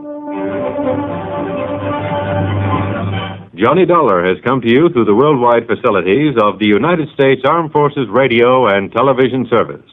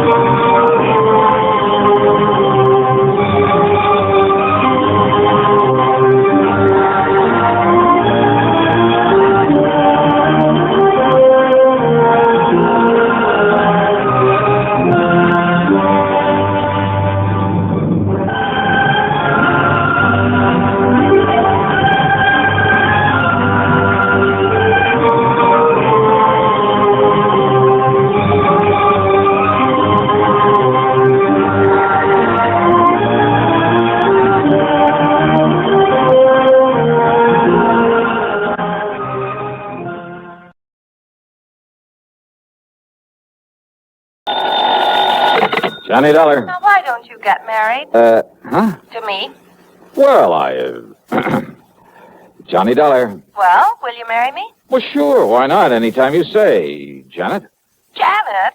Janet who? Oh, sorry, I meant Carol. Oh, you did? Mariana? No. Gladys? No. Janie? Now, stop that. Let's try Hildy. Marilyn? How about... No. This is Betty Lewis. No. Yes. And you listen, What? You knew it all the time, didn't you? Yes, dear. Just leading me on again, like you have been for all these umpteen years. But you listen to me, Johnny Dollar. Yes, dear. If it weren't for that crazy business of yours, jumping around all over the country, getting slugged and shot at, enough to drive a loving wife to drink. Yes, dear. Why, Johnny, I'd trick you into a date with a preacher. What was that? Yes, dear? Yes, dear. Yes, dear. It sounds like we're already tired old married folks. Well, you wouldn't like that. Of course I wouldn't. Oh? That is, I mean, well, you know what I mean, you rascal. Oh, sure I do. You drive you to drink every time I have to be away or tangle with a killer. And if you'd just stop being so darned insistent about my popping the question, why, well, who knows? Maybe I'd, well... Yes? If I did stop trying so hard to land you, you'd what, Johnny? I decline to answer on the grounds it might tend to incriminate. Oh, honey, you're such a big, heartless dope. Sure am. And I'm such a shameless hussy for admitting the way I feel. But if you ever do decide to become a normal human being, get into some safe, sane, honest business that only Johnny. Yes, sweet? I'm afraid it's about business that I really called you. I mean insurance business. Oh, my entire ego just flew out the window. Well, what is it, hon?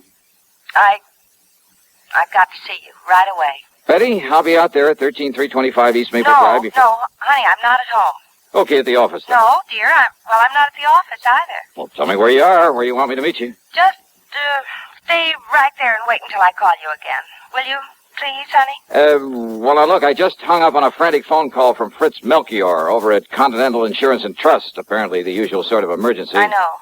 Huh? No, I mean, I'm sorry, but this is so important, honey, and since it concerns me, and if anything were to happen... Happen to you? Betty? Johnny, dear, I can't talk anymore right now, but wait. Wait until I call you and tell you where to meet me. Hey, now listen, Betty. I'll call you. No, listen. Something very funny about this.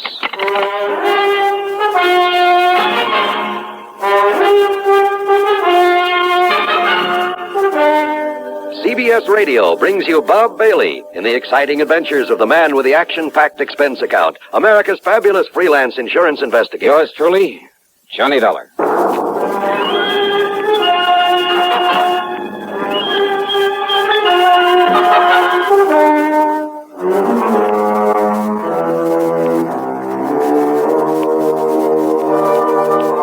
Expense account submitted by Special Investigator Johnny Dollar to the Continental Insurance and Trust Company, Home Office, Hartford, Connecticut. Following is an account of expenses incurred during my investigation of the Mystery Gal matter. There was something very strange about that call from Betty Lewis. Except for the end of it, I'd almost exactly the same conversation with her only a couple of days before, almost word for word. Oh, sure, the marriage talk has been going on for a long time.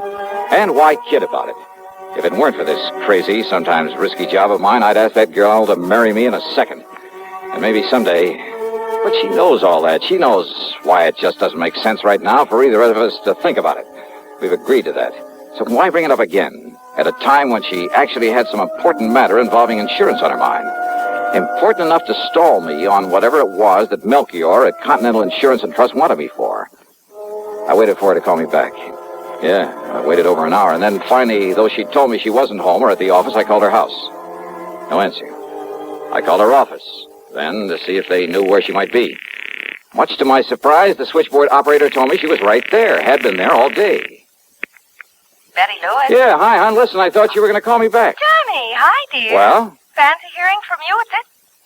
What was that about calling you back? And I thought you weren't in the office. Oh, whatever made you think a thing like that, Johnny?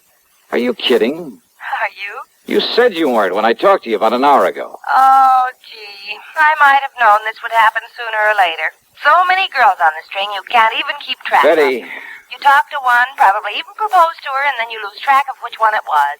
Are you trying to tell me you didn't call me on the phone an hour and a half ago? You trying to tell me... About some insurance matter, some emergency? Johnny, you're kidding. You had to see me right away, that you'd call me back about where to meet you?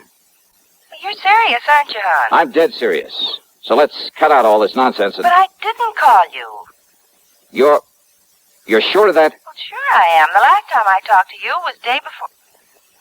What's this all about, dear? Honey, I'm sorry, I gotta hang up. Johnny, is something wrong? Yeah, I'm afraid so. I'll call you later. What, dear? What is it? I wish to heaven I knew.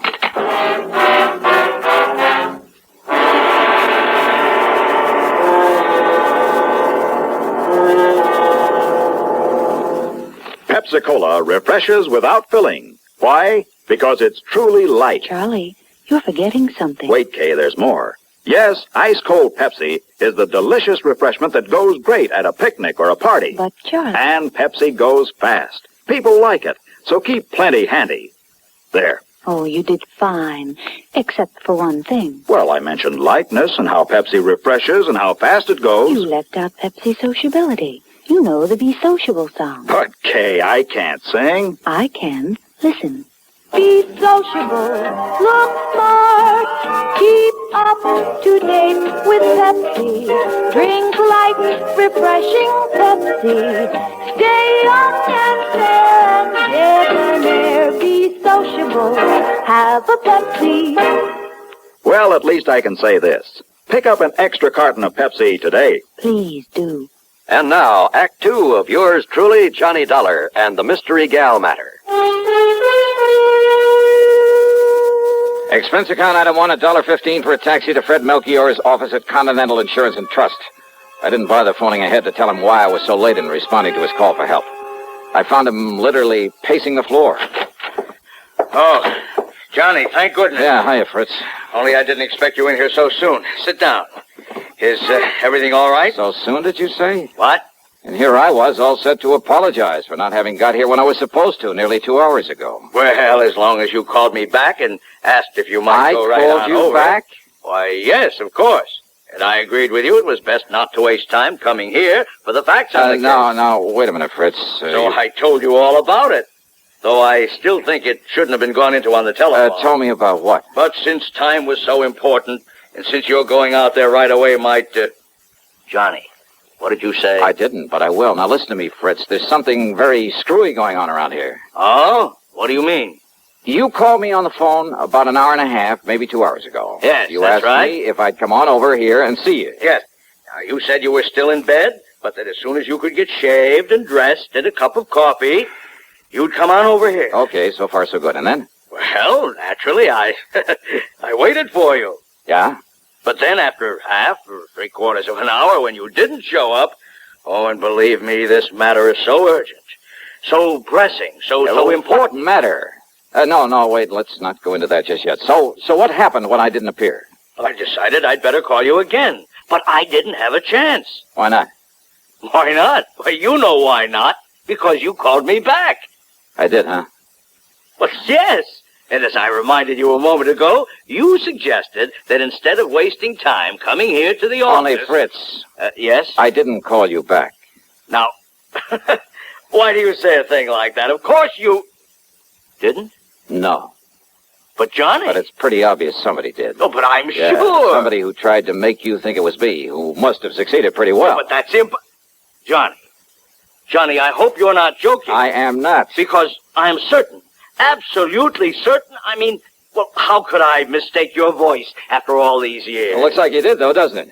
Well, then, who was it that called me and told me it was you and asked me for all the details on this case that I want you to handle for us? Brother, I wish I knew. And then when I told him where to go and whom to see, he agreed to get on it right away. And I, thinking it was you, oh, no.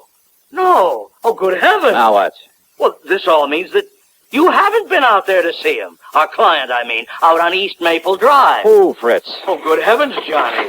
Oh, if we're too late. Well, come on, we've got to get out there and see him. Yes, right away. Yeah, sure, anything you say. But first, would you mind telling me who this client is and what's bothering him? No time, Johnny, no time. No, you just come along, and I'll tell you all about it on the way.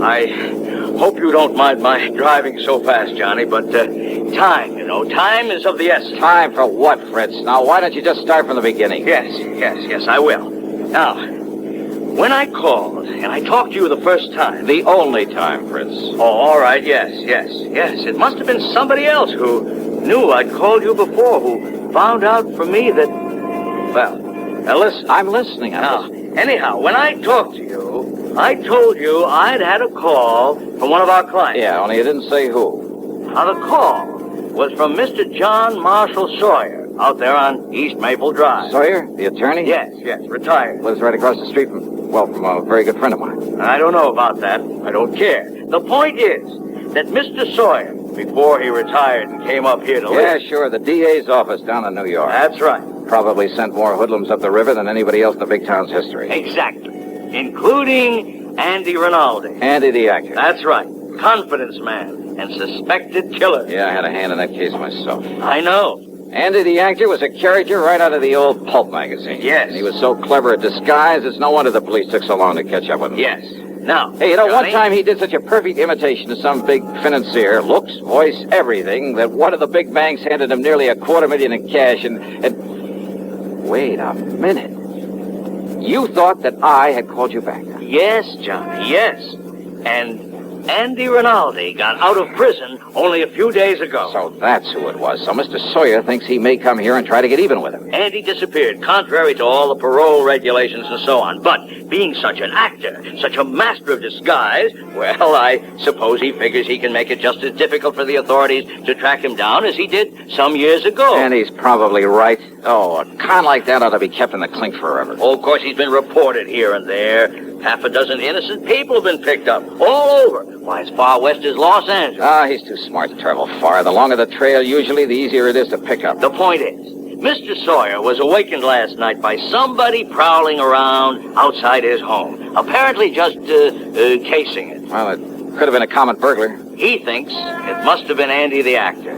Did he notify the police? No, he wants you on the job. You know Andy, and you're on to some of his tricks. Well, maybe some of them. What's more, Andy may have reason to feel the same way about you as he does about Mr. Sawyer. That phone call to you pretending to be me. Somehow he must have found out you'd call me. But how, Johnny? But that girl who called me. Girl? Who? A perfect imitation of Betty Lewis. I'm afraid I don't understand. Hey, Fritz, you better step on it. You say a girl called Yeah, you? to stall me off. It had to be. To maybe keep you away just long enough for him to get out here. Come on, faster, Fritz. Anything you say, but listen, Johnny. The point is that if Andy comes around again The point tonight... is that he may have decided not to wait until tonight. What? Come on, let me take the wheel, Fritz. We gotta make time. We made time, all right. But all along the way, I kept reminding myself that if those phony calls had been meant to delay me, they couldn't have hoped to keep me away for long. In other words, Andy the actor was ready to take care of Mr. Sawyer right now. I hoped and prayed we wouldn't be too late. Sawyer was an old man, hardly a match for a killer. All right, now, here we are. And now look, Johnny, the front door of his house is wide open. Now, that isn't right. Come on, Fritz, don't waste time talking about it. Oh, no, we're too late. Fritz, flat against the wall. Stay flat against the wall. No. Look. What? The body. Fallen there in the doorway. Yeah.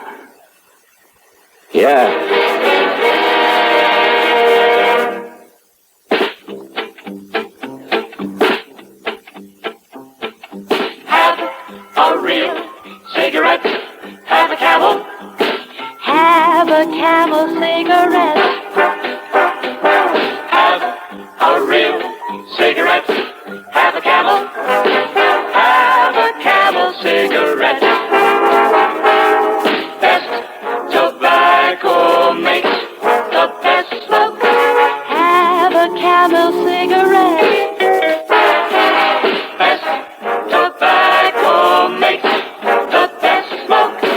Have a Camel cigarette.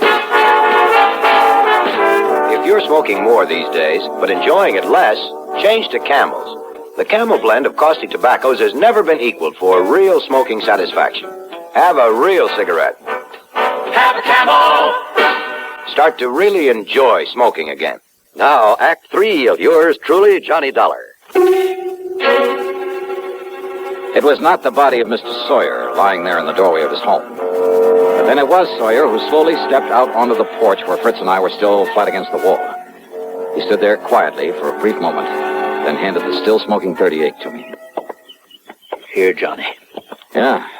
Thanks, Mr. Sawyer. Only one shot? The first one you heard was from his gun. I'm sorry about this, about killing a man, but I'm afraid he gave me no choice. It's Andy the actor, all right, Johnny. Yeah. Look, here, these false sideburns, the mustache. Is he still alive, Fritz? Yes, he's still alive. Thank you. Then you better call an ambulance and the police. Yes, sure. Well, Mr. Sawyer? Hey, and you know something? You may have saved my life, too.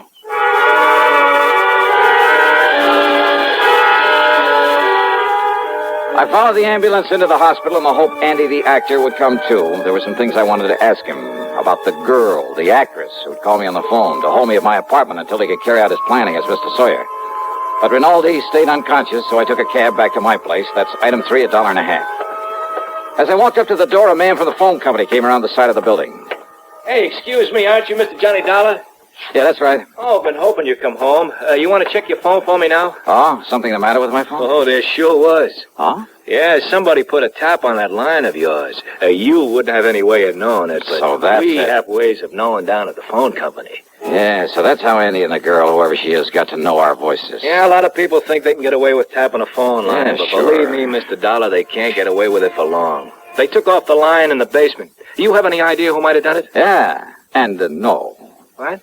Well, Andy the actor, for one. What's But that? who the girl is? Hey, Mr. Dollar, what are you talking about? Oh, nothing you need to worry about. Oh, sure, whatever you say. But now, if you'll go inside and dial somebody and see if you get them okay, you see, I got a handset still hooked up to it. Yeah, I'll do that. Oh, and the cops have already been notified, so if they come around asking questions... Okay, thanks.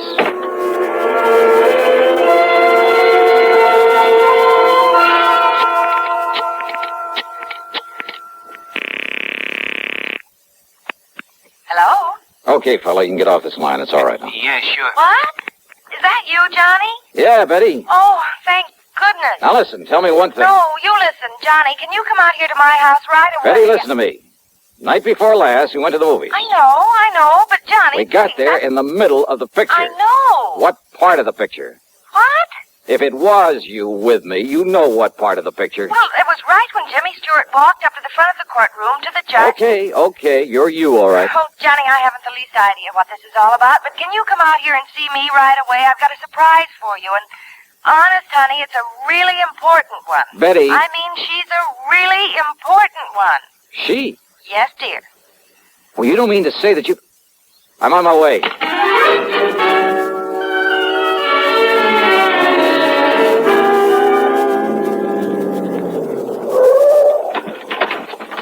Hi, dear. Come on into the house. Now listen, Betty, if this is some kind of a Oh, gag... honest engine, honey, cross my heart, but listen. Yeah? I came home from the office early. Uh-huh. I had to walk the last couple of blocks because I ran out of gas. Yeah? All of a sudden, you and somebody else came charging up in a car to that house across the street. You were here where then? That nice old Mr. Sawyer. You were right here? Yes, but I suddenly got too busy to call at you or anything. You see, I was just letting myself in through the back door. Okay, now, this surprise you talked see, about. I'd forgotten my key to the front door, so I had to sneak in the back one. I always leave that key under the mat. Honey, will you get to the point? But the key wasn't there. And the back door was already open. Oh, go on. I started in quietly, and then I heard a couple of shots over there at Mr. Sawyer's house. Yeah? And Johnny. Yeah.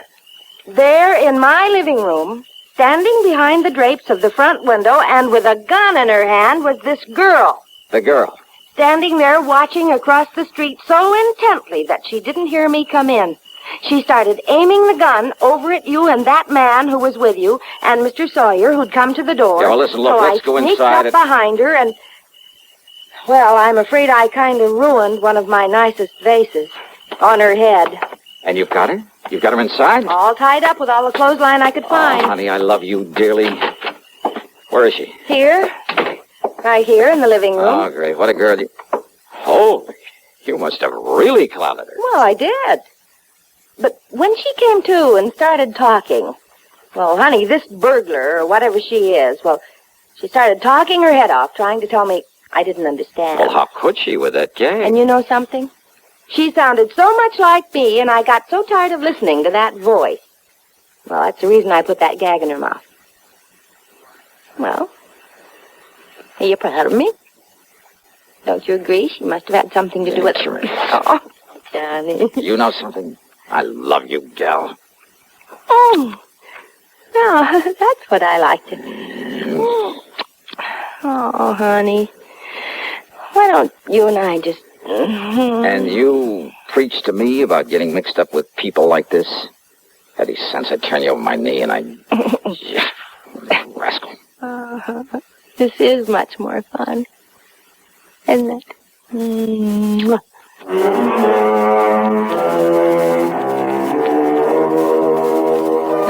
What a gal. And maybe someday... Yeah. Expense account total including... That's funny. Something or someone seems to have somehow diverted my attention for the moment from anything as trivial as an expense account. Trivial? Yours truly, Johnny Dollar.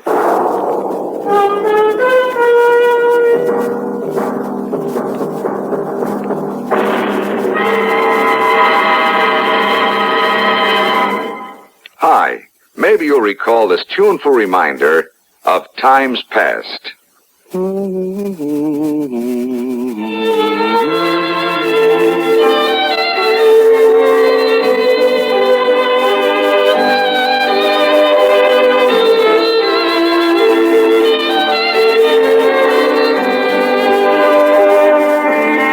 This is Dennis James with something else worth remembering. It's this. You're so right to stay regular with Kellogg's All Brand. See, it's the normal, natural way to youthful regularity. The whole brand content of Kellogg's All Brand supplies your system with all the bulk-forming food that you need every day. There's only one All Brand. It's Kellogg's All Brand. So relieve irregularity from lack of bulk, as millions do, with a bowl full of Kellogg's All Brand each morning. ALL-BRAN. It's Kellogg's All Brand. Now here's our star to tell you about next week's program. Next week, I'll tell you about the biggest deception that was ever pulled. By me. So join us, won't you? Yours truly, Johnny Dollar.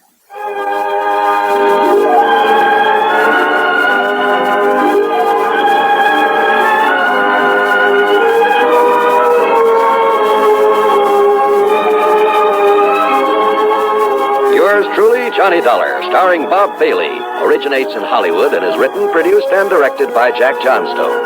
Heard in our cast were Virginia Gregg, Jerry Hausner, Harley Bear, and Peter Leeds. Be sure to join us next week, same time and station, for another exciting story of yours truly, Johnny Dollar.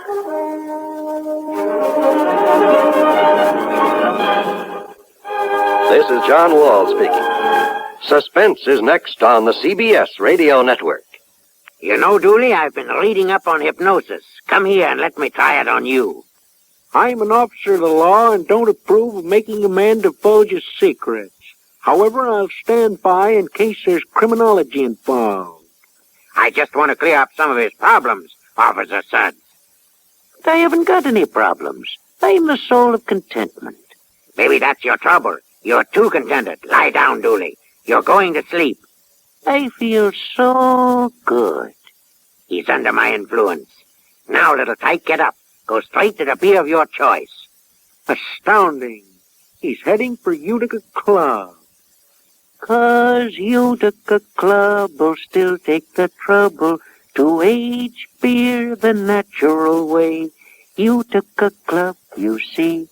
He's got no problem. He's a happy, well-adjusted beer mug. Brewed by the West End Brewing Company of Utica, New York. Radio 59, WROW Albany, New York.